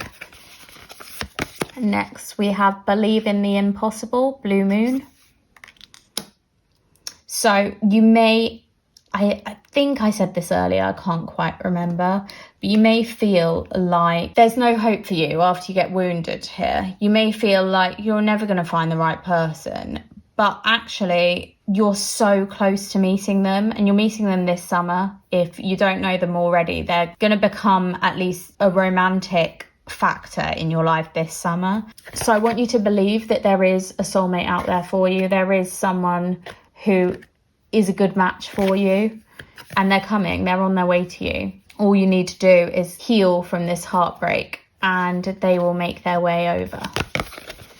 And then we have a time to give rather than take, new moon in Virgo. I like that because that makes me feel like it's a time to reciprocate. So I think this gazelle person will give you a lot, but in return, it's time that you reciprocate. It's time that you show them how much they mean to you in return. Don't let a relationship be one-sided. Make sure it's an equal partnership. Make sure you're both giving to one another and you're making each other happy. I think they're more likely to give you more if you give them something in return, if that makes sense. It's okay to be vulnerable with people. I think after this heartbreak, you might struggle a little bit to be vulnerable, but I'm just hearing the message loud and clear that it's a safe space to be vulnerable with this person. It's okay, and you can be vulnerable with them. You can trust them. They want good things for you, and they want to treat you well, and they'll show you that. So it'll be obvious if it's them, because they'll show you how they want to treat you. They'll start treating you well, and you'll know, this is the person, this is the right person for me, and they deserve that reciprocated. Next, I'm going to get a card from the Elemental Oracle, again about your love life this summer, Group 4. Any more information about Group 4's love life this summer?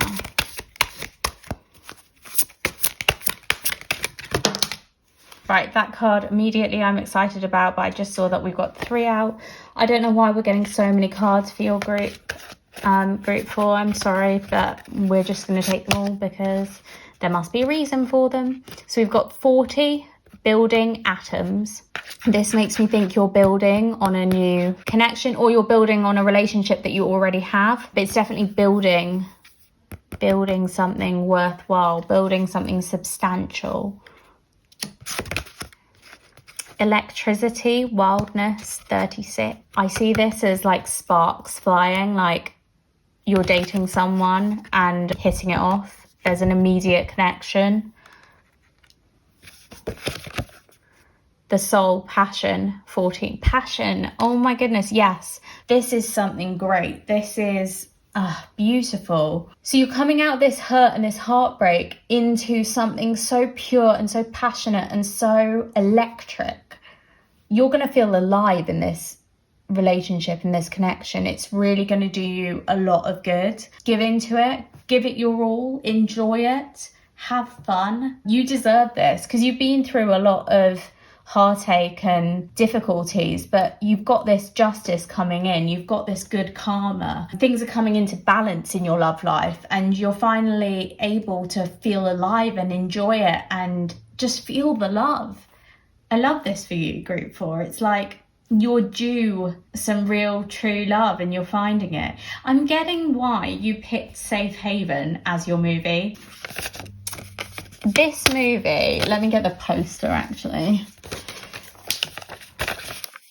This movie is about kind of fresh starts. Like this man, right, I don't want to give any spoilers, but let's just say they're both looking for fresh starts when they find each other.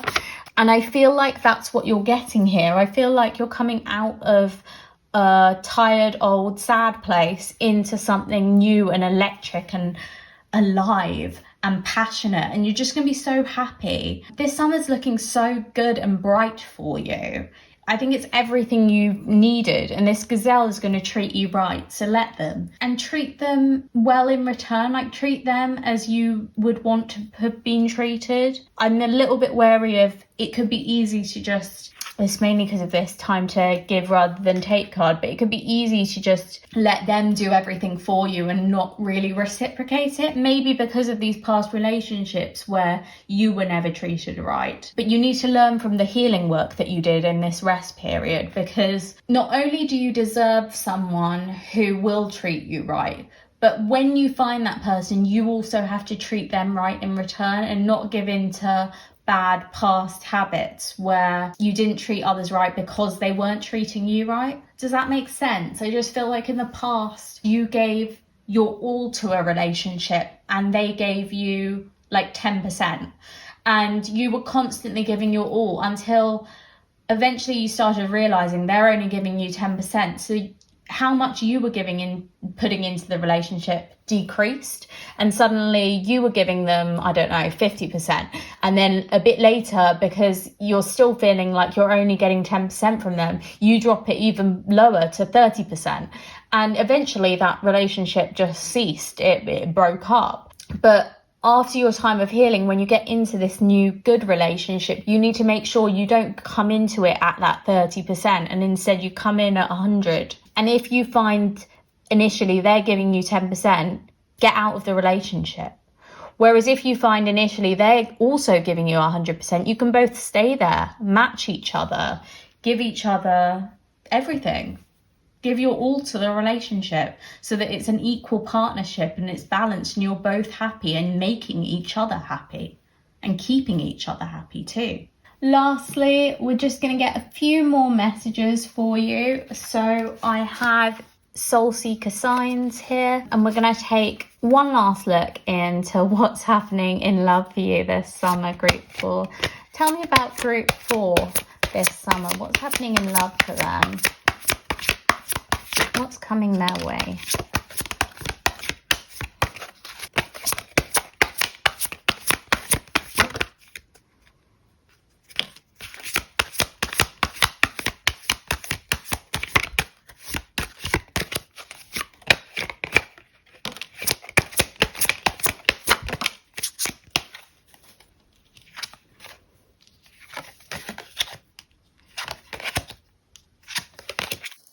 Okay, so we've got player, commitment issues, dating other people, game playing. Masculine, divine masculine energy.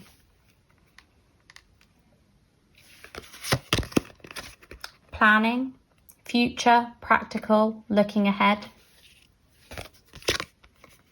Children, siblings, pregnancy, kids. Okay, I'm going to get one more just because I'm feeling like I need to get one more for some reason. One more for Group 4. Love this summer.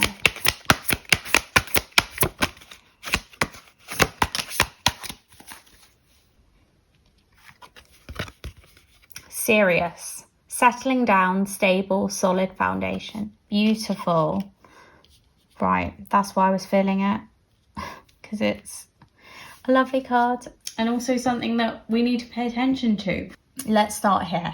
Player. I think when we're talking about these past situationships or relationships or past dating, I think you have been drawn to people with commitment issues. You've been drawn to people who have just mistreated you. And you feel like you've been played for a fool. You really do. And I think it's going to be difficult not to expect that in future relationships, but I want you not to. I want you to expect better. And the reason I'm saying that is you've got this time. I'm seeing at the beginning of summer, you're taking this time, you're taking this break to, what's the word? Rediscover yourself and to look back on past mistakes and what you could have done differently. And I see that when you're looking back, you're thinking, I don't want this anymore. I'm looking ahead for the future and I want different. I want someone who treats me right. I want no more games. I want someone who's looking for a long-lasting relationship. I want someone who will be monogamous. And you're planning for that. You're planning for what you want. You're setting out exactly what you want. And I'm not saying like a long list of everything you want, but maybe specifically what you will not put up with anymore. And you're planning for it and you're manifesting it. And I see that you're getting it, because you're finding this gazelle through summer and you're thinking, oh my goodness, this is someone I can see myself with. This is someone I can see myself with for the rest of my life. I can see us settling down one day.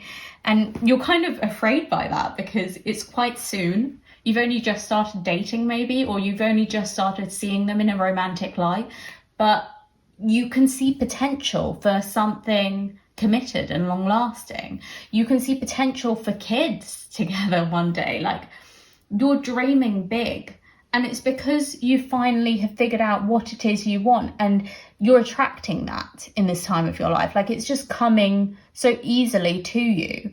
And I think you're wanting, I'm seeing this divine masculine energy. Like, not only are you exhibiting that yourself, I'm seeing you as very bold and brave and strong and determined, which can be seen as quite masculine energy. Not only are you embracing that part of yourself this summer, but you're also looking for it in others. Like, I think you're done with people who are childish in the way that they play games and stuff like that. And you're looking for someone who is a lot more confident, who is a lot more like a fire sign, really. Someone who knows what they want. I get that with Scorpio too. Like, they're determined. They are strong-willed.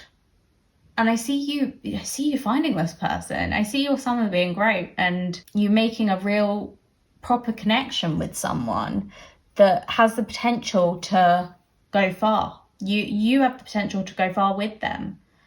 And I'm still seeing this electricity. Like, I think you're going to have fun dating them. I'm feeling like butterflies in my stomach. I think you're going to get giddy during and after each date. It's just going to feel like something you've never experienced before, because you haven't to date. You've kind of kept going in this karmic cycle of meeting the same type of person that is unsatisfactory.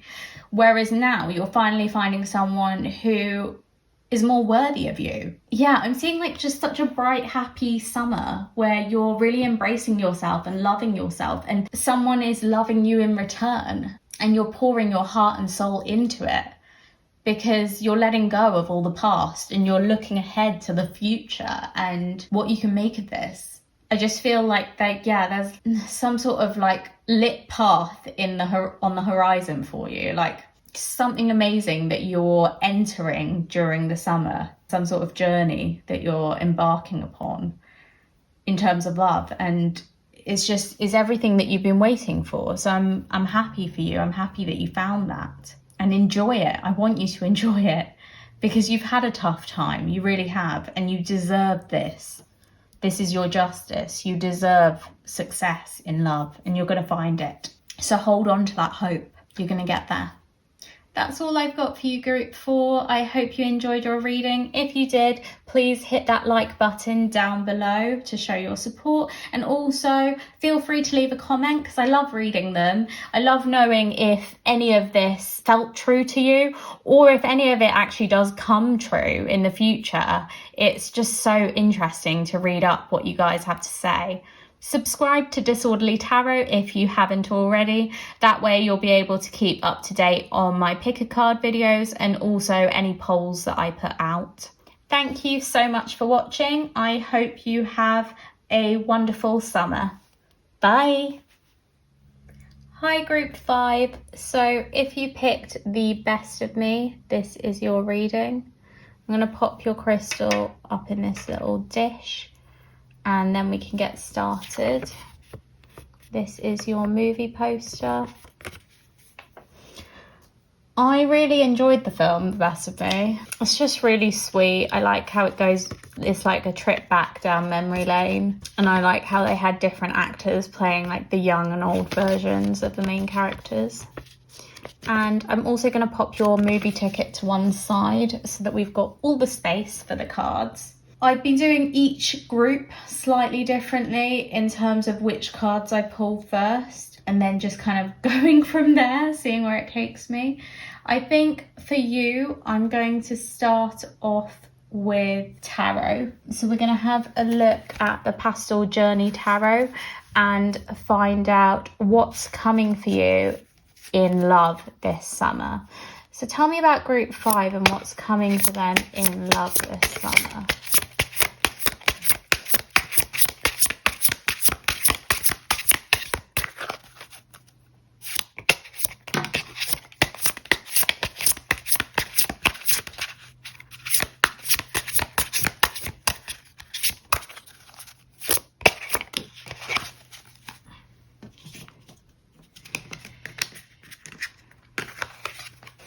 Cool. So we have the 2 of Cups.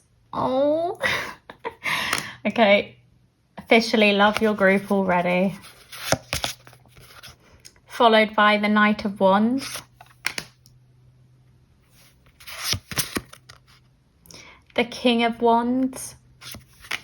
Pulled a lot of cards. I'm not sure how we're going to make them all fit. The Tower.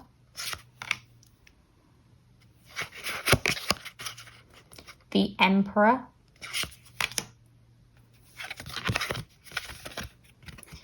and the 7 of Cups. This is quite a juicy reading. A lot's going on. Okay, I'd sat back for about 2 minutes and my head's still a mess, so I'm just going to start reading and interpreting and we'll go from there.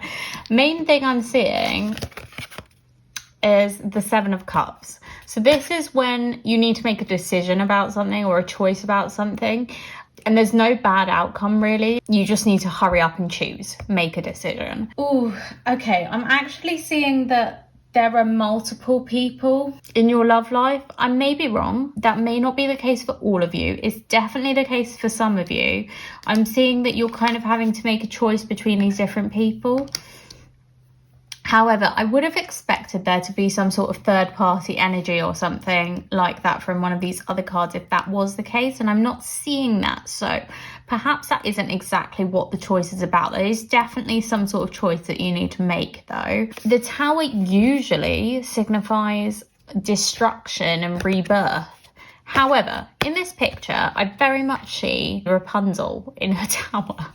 And I'm seeing quite a little fairy story here. That's literally why I got so excited when I first started pulling out your cards, because 2 of Cups signifies a soulmate connection, being very much in love and very happy and in union with someone. Knight of Wands is someone chasing after you, someone very adventurous and spontaneous and exciting. It's also to do with your love life being very, adventurous, exciting, spontaneous. It's go, go, go, go, go. A lot of passion, a lot of feelings, a lot of dating. With the King of Wands, this usually represents someone who is very confident, a bit fiery, passionate, sure of themselves, they know what they want, creative too. And then with the Emperor, someone successful, someone who has their love life planned out. They know what it is exactly that they want. Ah, got it. Oh, it's all kind of coming to me very fast. I don't know how to deal with it. Right. This choice is definitely a choice that you're going to have to make, okay? I think you have been in a situation of dating and having a lot of fun for quite a while. And it may be the same at the beginning of your month. At the beginning of the summer season. You may really be enjoying dating and having fun and not taking anything too seriously. However, I think you're coming to a point where someone that you're dating is going to make their intentions clear for you, that they want more. They want something serious. And that's what I'm getting with the Emperor. So I'm thinking it's this King of Wands. He's been charming you off your feet, but now he wants something serious. He obviously still wants fun dates, but he wants something committed and long lasting. And he can see the 2 of you having this soulmate connection. He can see the 2 of you having a committed relationship. However, you need to make this choice and you are struggling with it. You are very much in your tower. You are daydreaming. You are unsure if you're ready for this type of commitment, because it is commitment. It's a big deal and you're not sure if you're there yet. You're not sure if you're ready for that. You almost feel like maybe it's too fast. These things have been moving so quickly. I don't know if I'm ready for that. However, as I said earlier, it's an easy choice to make. And I see you knocking this tower down.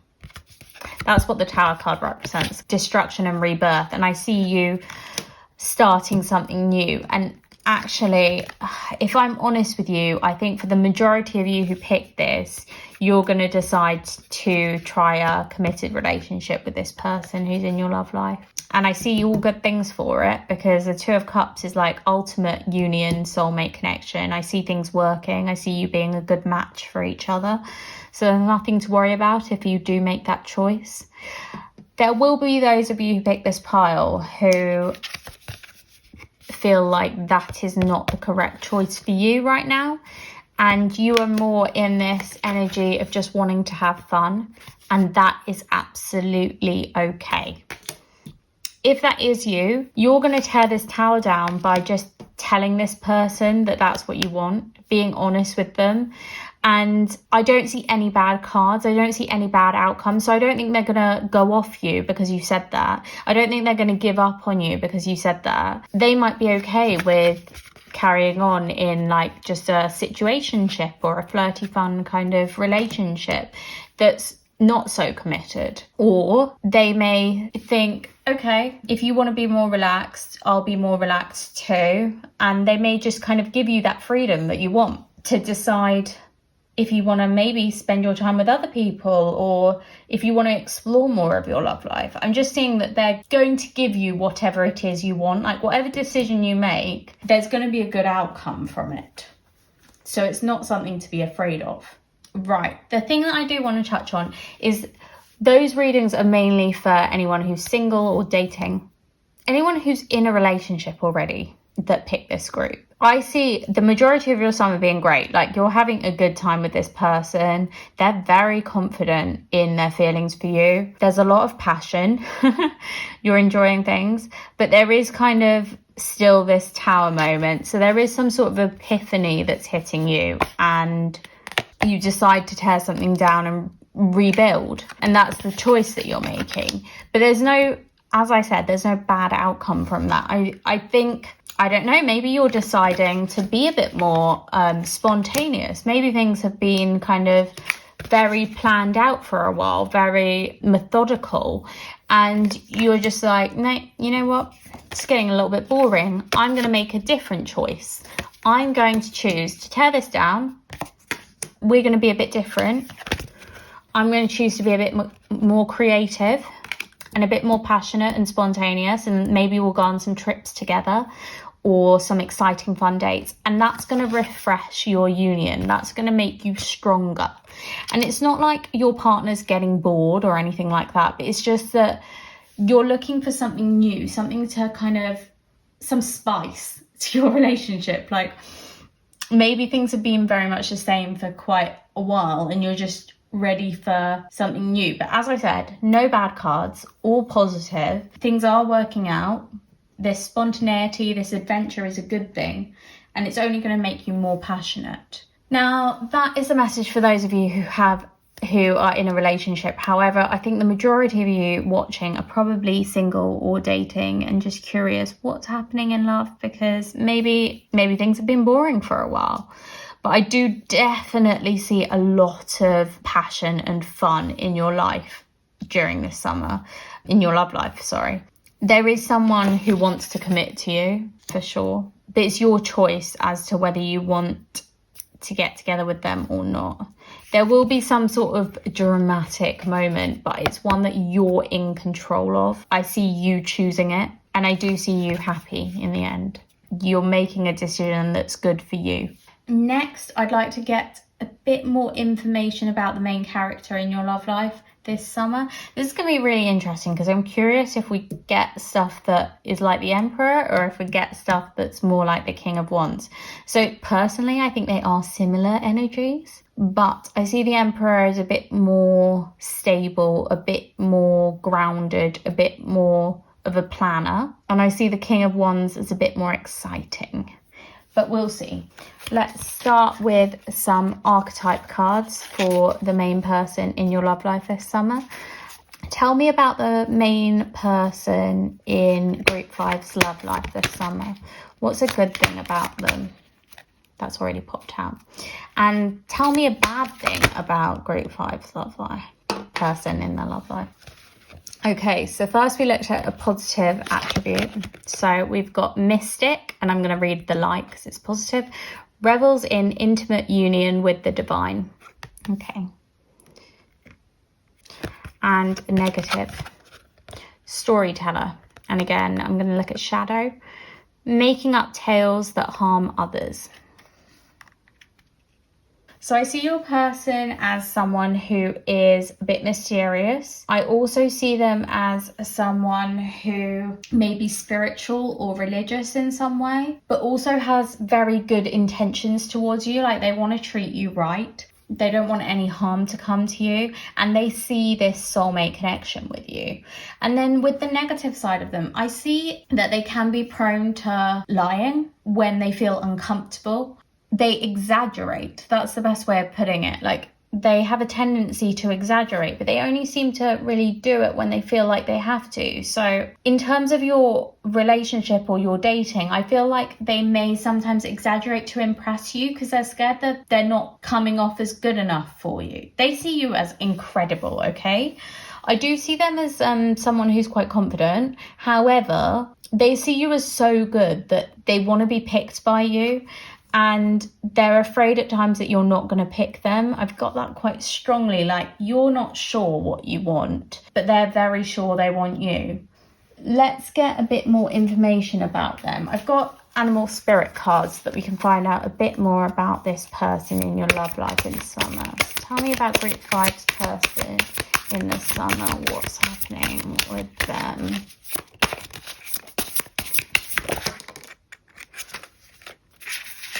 We got two, so I'm going to take both. So we've got peacock, and then we've also got scorpion.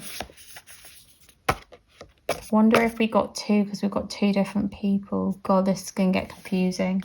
Okay, we'll figure that out in a sec. Let me read what these cards are about, and we'll see if they're very different energies or similar. Let's start with the peacock. Inner beauty, compassion, assimilator of anything. The beauty of the peacock is unrivaled. It's easy to think it comes from the plumage, but the secret of the peacock is that the beauty resides within and extends outward indefinitely. This adept creature can assimilate or digest all experiences in life, so it does not harbour resentment, conflict, or past pain within its psyche. The peacock type is extremely rare. Not many of us have reached this advanced level of acceptance of the self and others. When in balance, confident and kind. When out of balance, can't digest situations. So I'm seeing for the peacock, not only are they confident and kind, but I feel like they're able to forgive and forget very easily and move on. Let's have a look at the scorpion. Passionate, competitive, tends toward isolation. The scorpion is a passionate and determined creature. Their career is very important to them, as are a few select friends. Sometimes the scorpion's heat festers and they focus on an unresolved event from the past, usually a situation where they were left feeling burned. The scorpion card says it's time to come clean about your feelings so everyone can heal and you can get back to your usual fiery but fun self. When in balance, wild and free, fierce. When out of balance, jealous, resentful, and unresolved. Okay, so these can be complete opposites because we've got with the peacock someone who can forgive and forget, and with the scorpion we've got someone who is vengeful and struggles to forgive and forget, someone who's fiery but fun. And with the peacock, we've got more confident, kind energy. So even though we did not get any third-party cards, any information of that sort, I am thinking we might have 2 people on our hands for group 5. I'm thinking there's 2 love interests. There's the King of Wands, who is fiery but fun, confident too, but also a little bit vengeful. And that comes out in the Knight of Wands too. There's someone who is chasing you. And then there's the Emperor, who has more of a calm confidence, a quiet confidence. Someone who's kinder and is able to forgive and forget. Someone who is more mature and at peace, whereas this is a little bit more childlike. So I think it's up to you to make a choice. If you are faced with these 2 people, it's up to you who you want to choose, basically. There is no wrong selection. You can choose whichever it is you feel like. But realise that it will create a tower moment. It will upset one person because they're both into you from the looks of things. They're both interested in you. And one person is not going to be able to have you. I see this as an easy choice personally. I'm going to be honest. And I think the person you want is this Emperor, this peacock. However, it's a personal choice and you may not feel the same way. So I'm not going to push that on you. I'm just going to move these cards aside because I feel like we've got too many cards here and can't see them all. And then what I want to do is take a couple of zodiac signs to have a look at this peacock person. I want to know a bit more about them. Tell me about this person that group 5 is interested in the summer. This peacock.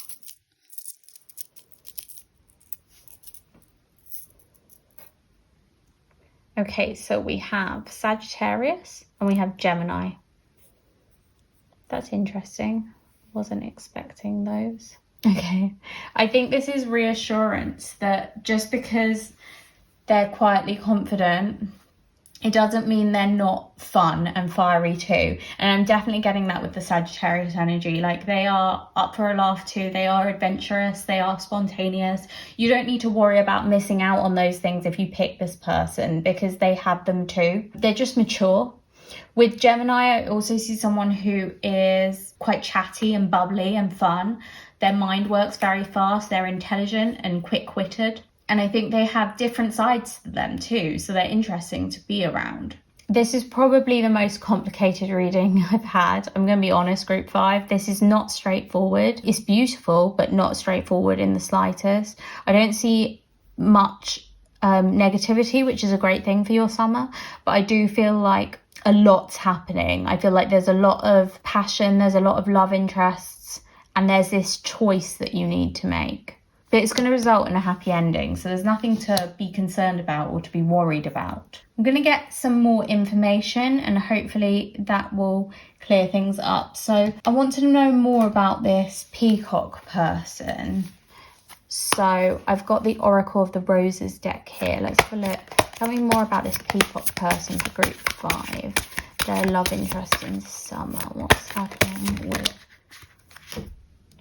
Okay, so we have the Artist and we have the Ruler, which makes so much sense with the Emperor card. Like, they are a ruler. I mean, it makes sense with the King of Wands too. Maybe they are the same person. I did say I've not got any third party energy, but it's just really confusing why we've got the Scorpion as well. Unless the bit that's out of balance with the Peacock right now is that they're unable to digest past situations, like they're struggling with that. There is something from their past that they're struggling with and they're kind of a bit vengeful about. And that's why the Scorpion has appeared. But on the whole, they are confident and they are kind. We've got the Ruler, as I said, so I do see someone who's got a lot of masculine energy coming up for you with the Peacock in your love life in summer. Someone who is very brave. I see them as a leader. I think they're very outspoken. I think they think they're right a lot too. I'm hearing that as well. And with the Artist, they're creative. There's a lot of kind of fire energy that I'm getting here. I do think their dates would be so exciting and interesting and fun. and they kind of have them all planned out. That's what I'm seeing for you, group 5. Some great dates. Let's get a bit more information on what's happening in your love life in the summer then. So first I want to get some soul seeker signs card. This might clarify some of the questions that we had earlier. So let me know, tell me all about group 5's love life in summer. I want to know all about it. What's happening in the summer for group 5?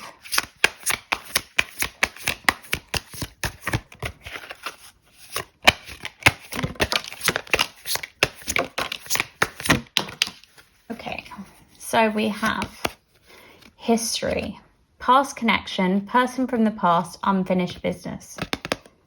Group 5, if you are in a relationship already, I wonder if there's someone from the past who's returning and making a bit of a mess for you. It may even be in your person's past that they're returning. I don't think it's a big mess. I think it's going to be a moment where you're just like, oh, I'm kind of hurt, but then you realise that actually your partner put you first in the situation.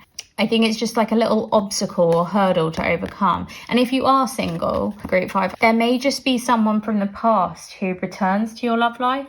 That may even be who this Knight of Wands is, like someone chasing you suddenly who you thought was in the past. You thought you had let go of them, but they're back. Compromise, middle ground, peaceful resolution. So I think this person, you're going to find a compromise with them. You're going to be able to let them go. And I also have with the 7 of Cups, this feeling that you're going to be able to make this choice. You're going to be able to find a good outcome. And we said that already. Whatever outcome you choose, it's going to be the right thing. And then we have suspicious, not trusting, fears, clues. Again, that's bringing me back to that Scorpion energy that we had earlier. So I wonder if there is someone who's struggling to trust in the relationship. I am also seeing that, I don't know if you remember me saying that I feel like you are not ready for commitment yet. And I think this other person in your love life, this other love interest, is kind of suspicious of that and a bit worried about that because they want commitment. And maybe that's where you're finding a compromise. You're finding some sort of middle ground between the two. Oh, yeah. We have insomnia, no sleep, waking in the night, exhausted. So I think there is going to be some sort of situation that is tiring, is draining, is difficult. There's probably this kind of suspicious situation. I think that's what it is, but you will get through it. You just need to be honest and open. I think the problem is there are some sort of fears, and again, coming back to that storyteller card that we had earlier with the making up tales, I feel like there's some sort of secrets being kept in your love life, and it may be on your part, group 5. I feel like if you're honest with the people in your love life, things are going to turn out a lot better for you. That's kind of, yeah, some sort of message that's coming through. We have obstacles, blockages, detours, delays. I mean, that's kind of what I was saying before. There may be some sort of obstacle with a past connection, but I wouldn't worry too much about it. You are going to get through it. I do think you're delaying making this choice, and you probably shouldn't delay it too much longer because maybe that's the reason for your lack of sleep, and it's actually a much more simple choice than you could have imagined. We have divorce, breakup, legal separation. I mean, I'm not feeling that so much. I think the reason it's come out is because, right, this can be different for everyone. Some of you, maybe there is someone that you were with in the past and you're no longer with them, like you broke up with them, and they're the person who's trying to get back into your life this summer. That's actually the main one that's coming to me. I'm seeing if there's any other messages from that, but I'm really feeling like this is just a past connection that's trying to make its way back in, and it's up to you whether you want to let it or not. And lastly, we have awakening, spiritual awakening, rebirth. Rebirth, that's amazing with the tower, because that's literally what the tower represents, like a refresh. I think you are realizing what it is you want, and you're like waking up to that. And that's what you're going to pursue, and that's what you're going to go for this summer. You're going to make your choice, and you're not going to let these people from your past hold you back anymore, influence you or stop you. I feel like they block you quite often. They block you from progressing in your love life, and you're just done with that. You're not going to let it hold you back anymore. You're going to make the most of these good things in your life, these good people. Let's get a few more messages for your love life this summer, Group 5. Tell me about Group 5's love life this summer. Any more messages for Group 5? Beautiful. We have soulmate. Yes, this is your soulmate. So there is someone this summer that is the right person for you. And they're showing up as the peacock. But I'm not sure if they're the Emperor, the King of Wands, or the Knight of Wands. But there's definitely someone who is kind and confident there for you. Sounds a lot more like the Emperor, really. They're going to make you so happy. Like, this is a proper committed connection. This is a proper union. You don't allow your fears to get the best of you. Whatever it is that you're scared about, let that go. You're going to embark on something great with them. See it through. We've got Moonology cards, so I just want to take a look at any more information about what's coming in love for you this summer, Group 5.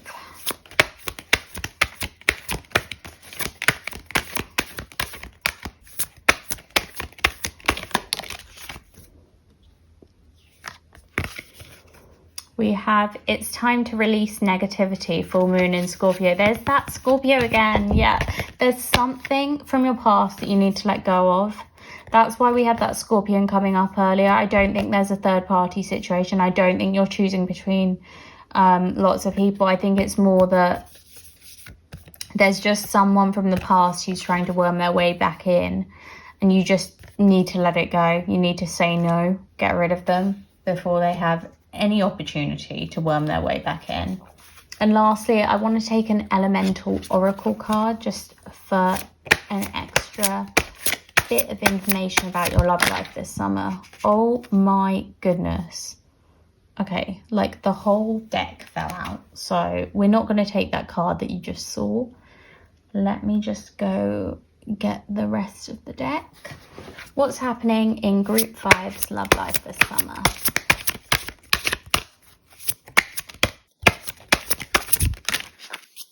Okay. So we have Oceans, Bravery. That actually came up for another group, 30.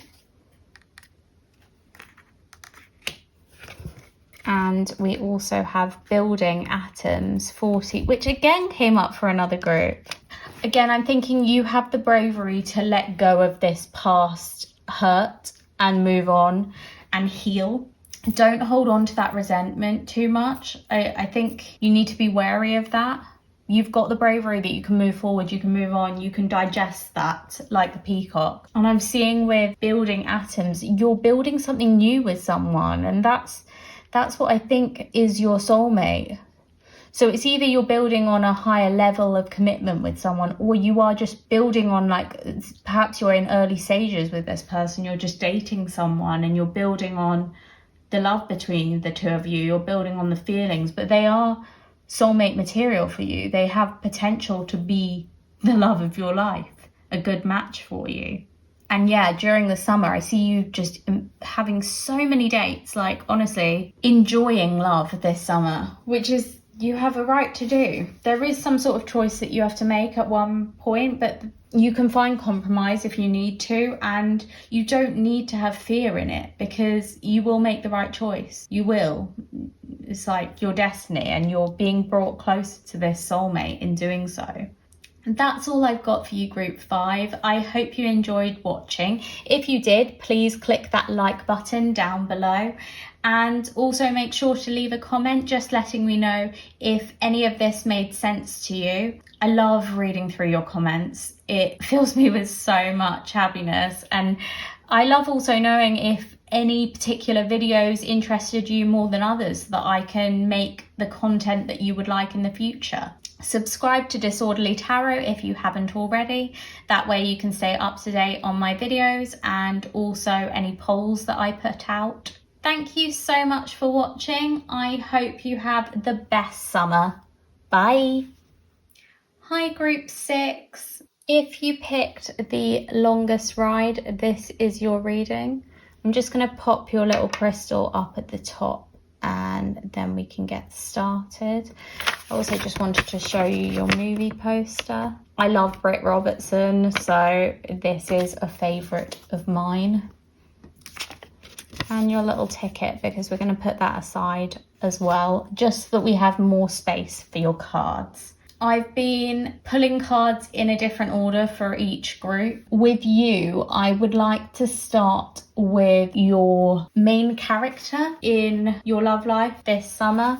So we're going to have a look at who your main love interest is in your love life this summer. Group 6. So tell me about Group 6's love interest this summer. What are they like?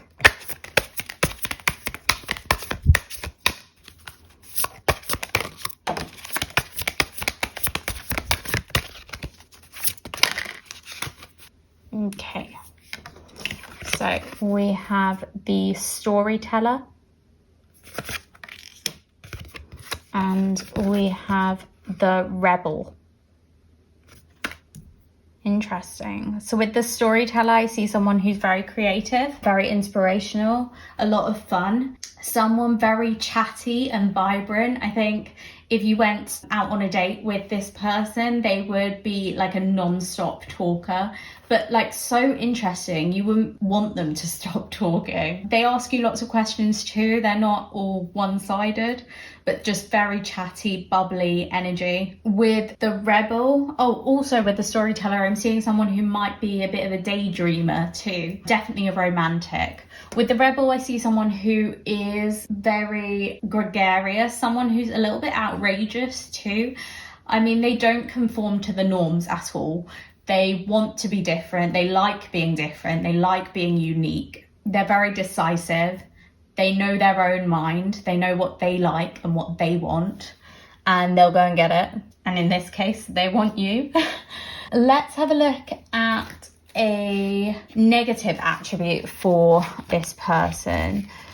So tell me about Group 6's love interest in summer. I want to know something negative about them. And I also want to know a positive attribute of the person who is Group 6's love interest this summer. Tell me a positive thing about Group 6's love interest. Right. Oh my God, that's crazy. Because I was literally going to say with the storyteller, it makes me think of like an author or a creative writer. As your positive personality trait of this love interest, we've got scribe, preserving knowledge and information.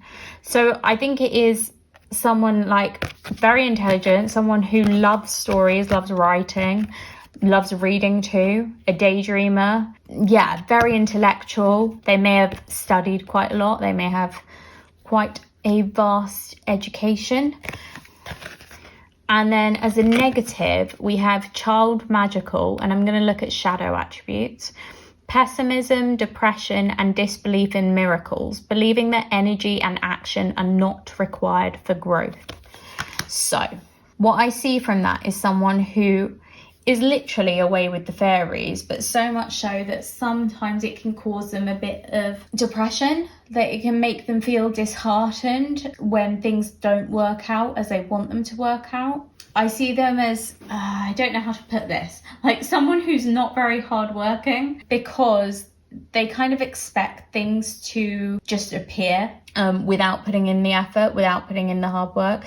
Maybe they've been quite lucky in life and had quite a lot handed to them. I think this is just like an opportunity for growth. This is something they will learn. It's not something that they'll be like this forever. But I think because they're such a daydreamer, they just expect things to go well for them. And when they don't, they feel a bit lost and out of their depth, and they just kind of rely on people to help them. And that's what I'm seeing. Someone who's definitely very like childlike in the good ways and the bad. Let's have a look at the animal spirit deck next so that we can get a better look into this person. Tell me more about this person. I want to know everything about them. Group 6's love interest this summer. Tell me about Group 6's love interest this summer.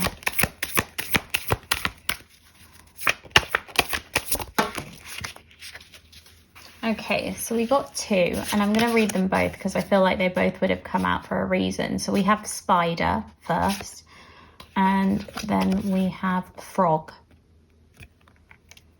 Let's start with spider. Creator of prosperity through life's work, Dharma.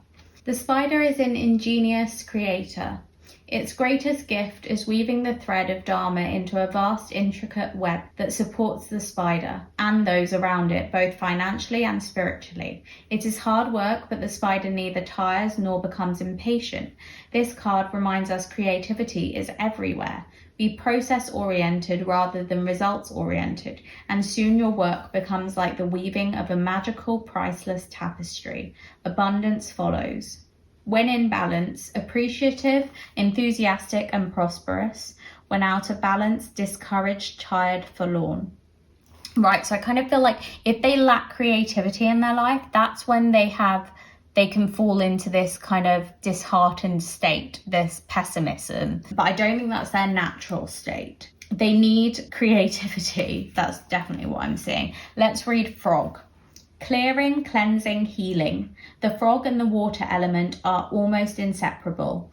The frog spends its first months of life entirely within this healing element, and then emerges to rest on land. But no matter how earthly the frog becomes, its need for cleansing and rejuvenation is regular. Frogs tend to become overworked and undernourished, so it's vital that such sensitive creatures practice self-care. This card serves as a reminder that water helps us cleanse, forgive, and release. Time to dive in. Frogs aren't meant to carry a heavy load. When in balance, clear energy and enthusiasm for life. When out of balance, depleted, running on empty. Yeah, the interesting thing is both cards spoke about enthusiasm, and I just see this person, your love interest this summer, is really creative and enthusiastic, and it's only in the moments that they're not heard or they're not appreciated that's when they can fall into this pessimism, or they're susceptible to depression or sadness. And that's what I'm seeing. So I'm seeing them as kind of vibrant, full of life, creative. I'm seeing them as like a musician or an artist of some sort. Yeah, just someone, such a free spirit who's really creative and a daydreamer too. What I'm going to do is, I was going to just keep one card, but I don't know which card to keep. I'm going to keep the storyteller because I think that represents them pretty well. So we're going to keep this out just as a reminder of them. I'll pop away the other cards. And I also want to just have a look at these zodiac sign charms just to get a better picture of this person. So your love interest this summer, group 6. We have Sagittarius and Aquarius. Aquarius makes so much sense with that rebel card that we had because they're just so unique and they are rebels. Sagittarius makes sense with the creativity. And now I really want a good look into what's happening in love for you this summer, group 6. So I've got the Pastel Journey Tarot here and we're going to have a deeper look.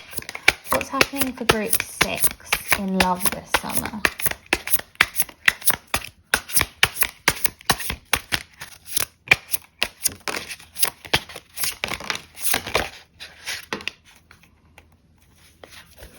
Okay, so we have the Knight of Cups, the Tower,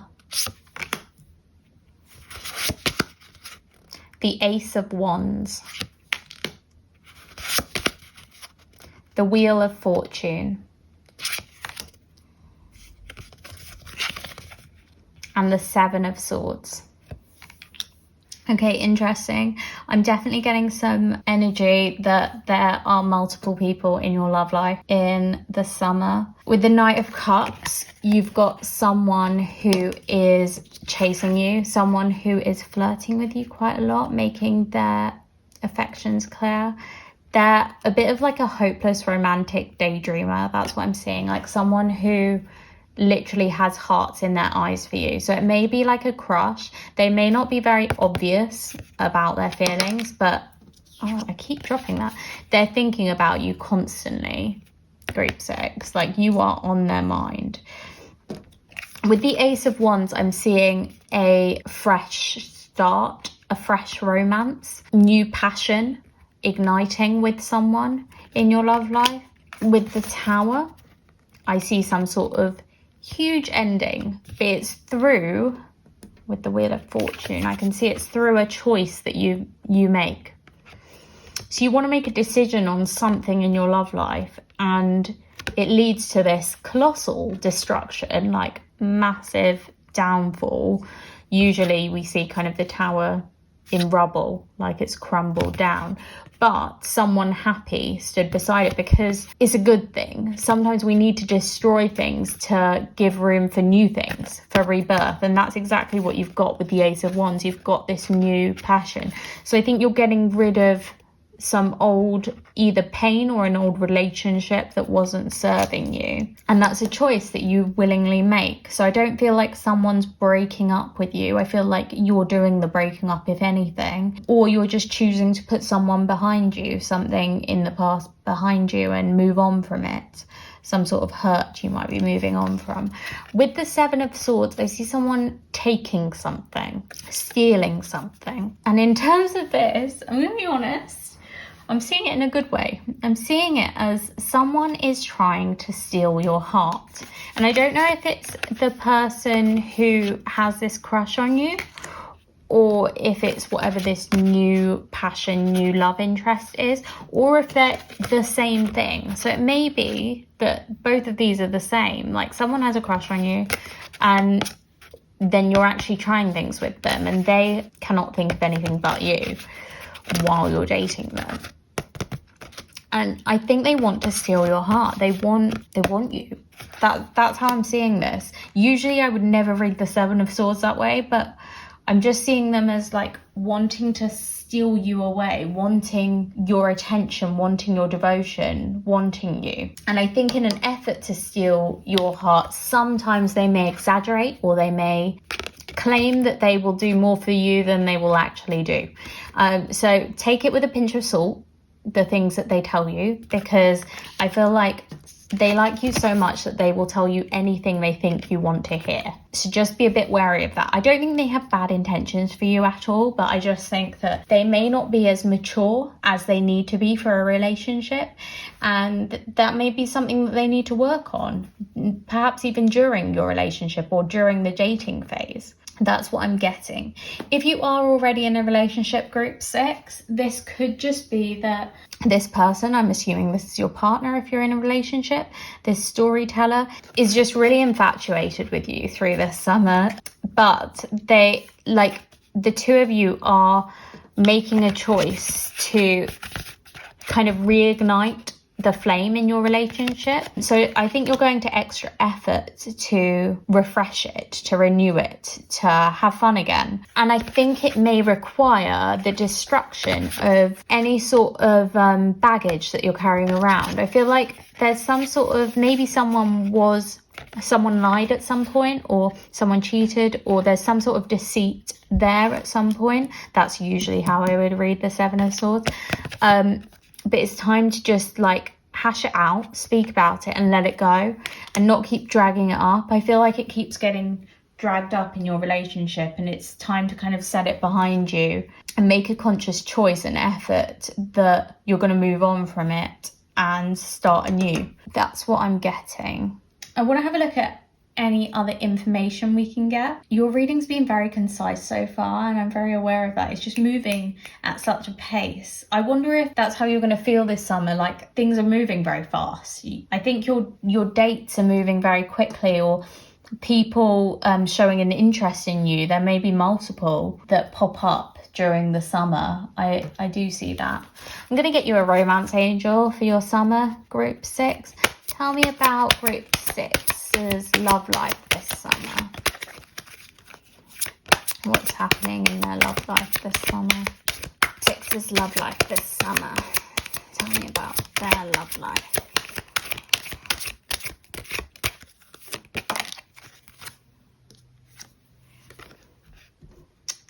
We have heart-to-heart conversations. Honestly discuss your feelings with each other. Is that not what I was just saying? Yeah, be honest with each other. That's really going to help you in this relationship. Talk about whatever it is that's not been working, or anything that you feel like you haven't really forgiven each other for yet. You need to have conversations about it. You need to work through it. Even if it leads to this tower moment, it will give you the opportunity to rebuild afterwards. And I think that's how you're going to move forward. Let's see what other information we can get. Sometimes I get a clearer picture from this deck. So we've got the Soul Seeker Signs deck. Tell me about group 6 love life this summer. What's happening to them?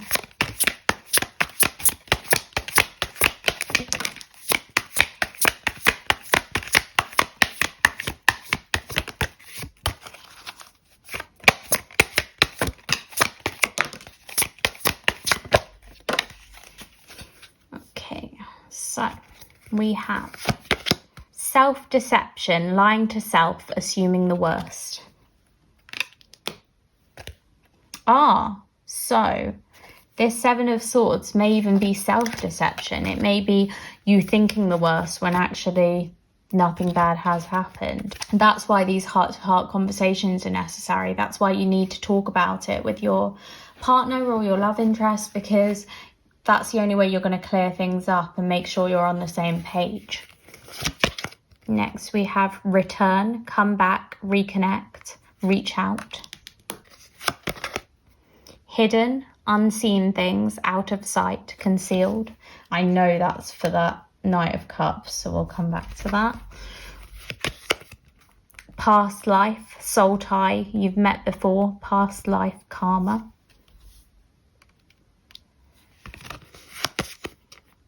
Creative, that's perfect that came up with this group. Inspiration, artistic, visionary, original. I definitely think this person, we had storyteller, and what was that card we had earlier? The rebel. The rebel really goes with visionary and original and artistic. I just see them as such an artsy person. And then lastly, we have runner, triggered, running away, fears. Right. This Knight of Cups could be someone that you've known before who has a crush on you.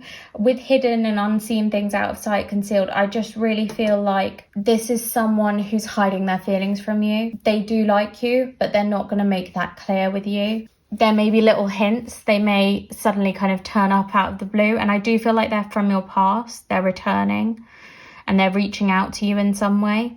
But they're not making it clear that they have very strong feelings for you. And I think you want to lie to yourself, and in a way of something about like lying to yourself that they've changed when they haven't. Just be wary of that. That may be something that happens. But this new person, I feel like this storyteller is new. I think they're a new romantic interest. I don't think they're someone coming back from your past. I do feel like you have some sort of soulmate connection with them, and you have a potential for a long-lasting connection should you want it. So don't give up on them. I think there may be something that happens during your dating in the summer that triggers you. And I want to say it's linked to that 7 of Swords, that either they're exaggerating or, yeah, I'm not seeing deceit. I don't think this person deceives you in any way. Maybe someone from your past does, and that triggers you, and it makes you want to kind of shut your heart off to this person. And that's why they're feeling like they want to steal your heart. They want to take it for themselves because they want you. Yeah, I want to reiterate that I really see this person as a good person. I see this person as trustworthy. I see this person as fun and exciting. I don't know how good they are with commitment, because I think they've got a little bit of work to do on maturing, basically. They're very creative, they're very interesting, they are a rebel. But I think maybe when you see that bits of them are not so mature, that might trigger you to kind of run away, because perhaps in the past people have not treated you so well because they've been immature and they've acted immaturely. But if you are feeling triggered, I think the message here is to have this open and honest conversation with them, because I think that's the only way that they're going to realise and they're going to be able to work on themselves to a point that you are good for each other. Because I do see potential. I see potential for a good connection with them, but not just yet. I do think someone from your past is returning either way. So that might be something to keep your eye out for in the summer. And it's going to be kind of unexpected, this return. It's not something you're expecting to come back. It's just going to come out of nowhere. Not necessarily a bad thing, but it's going to take you by surprise, definitely. It may even be that this person, this Knight of Cups feelings takes you by surprise because you're just not expecting it. But enjoy it. Enjoy people being romantically interested in you, because I'm seeing multiple people here with romantic interest. There's just this deceit or exaggeration that you need to be aware of. Don't be afraid to make this choice. Sometimes making a choice leads to these tower moments, these moments of complete annihilation that end in just this beautiful new beginning. And I see that with the Ace of Wands. I do see like passion returning to your love life. So maybe you've been through a bit of a drought or a dry spell in terms of love and you've been missing it, but I do feel like it's returning this summer. And the key is having these open and honest conversations. That's what's going to bring more love into your life. And maybe from this daydreamer, I really see them as like such a dreamer, very artistic. I'm seeing musicians a lot as well. Let's get a few more cards. We've got some Moonology cards here. So tell me a bit more about Group 6's love life this summer. Any extra information?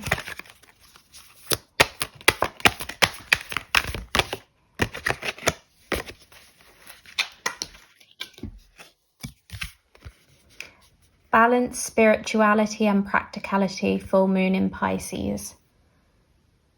It's easy for your person and maybe even you to get your head kind of stuck in the clouds, be daydreaming constantly. Maybe you're a massive romantic, and this is just telling you to make sure you balance out your love life with other aspects of your life. Just be a little bit careful about that.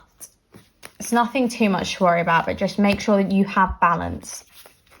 We've got the Elemental Oracle, so I also want to see if there's any information from this deck about your love life this summer, Group 6.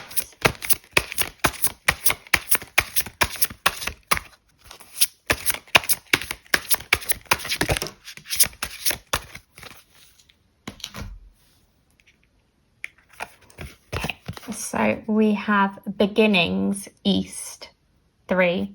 Beginnings. I told you there's a new beginning coming this summer for you.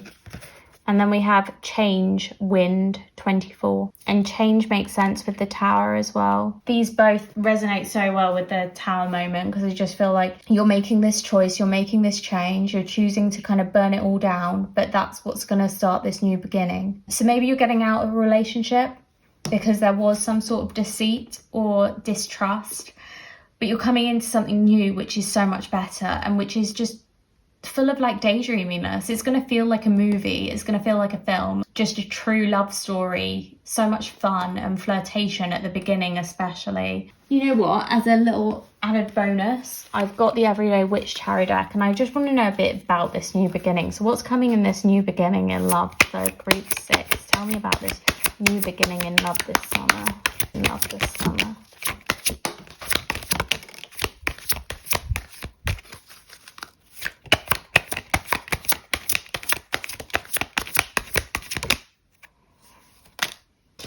Okay, so we have the Nine of Wands,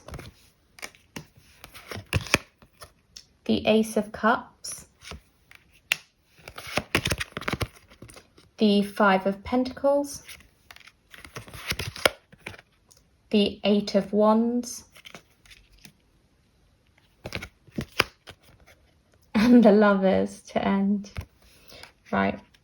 So group 6, what I see for you is you're coming out of a tough time. It's been difficult. You were fighting for a while to make a relationship or dating work, and it just, or maybe even make staying single work for you, but it's just been exhausting. It's been tiring.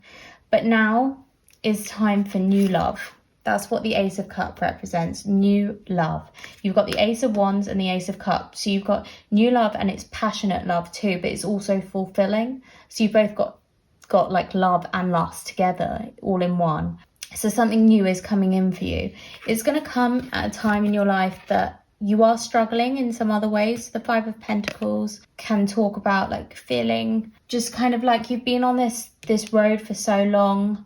There's no hope for you. There's no getting out of it. I kind of feel like you felt so unlucky in love and like nothing good can come out of it. But then you get this new beginning, this fresh start, and it's just a whole different perspective. And it's going to feel like a whirlwind romance. That's what I get from the Eight of Wands. It's going to feel like a tornado, like you're swept up off your feet and you don't know where your head's at. But it's love. And it's a soulmate union. It's a kindred union. It's going to be so incredible and so worth it and so magical. And I do think it's a storyteller who's bringing it for you. I think this is the person you're meant to be with. And they're taking you out of this kind of darkness, this tricky time, and into something so much better and full of such happiness. They're going to help you to dream again. Because I think you were losing the ability to dream. You were losing the ability to trust. You were losing hope. They're going to give you that faith back. They're going to restore it in you. And I do feel like this whirlwind romance, I feel like that's your summer. Your summer is just going to be filled with like fun, spontaneous dates, butterflies in your stomach, nervousness, anxiety, because you just don't know what to expect, but then just having so much fun, like such a laugh when you're together. They're going to excite you. They're going to inspire you. They're going to make you feel alive, exhilarated. And you're going to realize these things that you thought were missing were gone. These things that you didn't think perhaps you were worthy of. You do deserve them. And you're going to have them now with this person. You're going to be in harmony with them. You're going to be happy with them. It's actually a very healing relationship that you're going to be entering into. I'm not saying that you will enter into a relationship in summer, but I definitely see it progressing. I see you dating. I see the start of something. There's a lot of potential there. Potential for something that's long lasting too. That's all I've got for you, Group 6. I hope you enjoyed your reading. If you did, please click that like button down below. Also, feel free to leave a comment. I love it when you tell me if any of this hit home for you, or if any of it comes true in the future. I love getting an insight into that too. Subscribe to Disorderly Tarot if you haven't already. That way you can check out my new videos when I upload them, and also participate in polls when I put them out. Thank you so much for watching. I hope you have a great summer. Bye.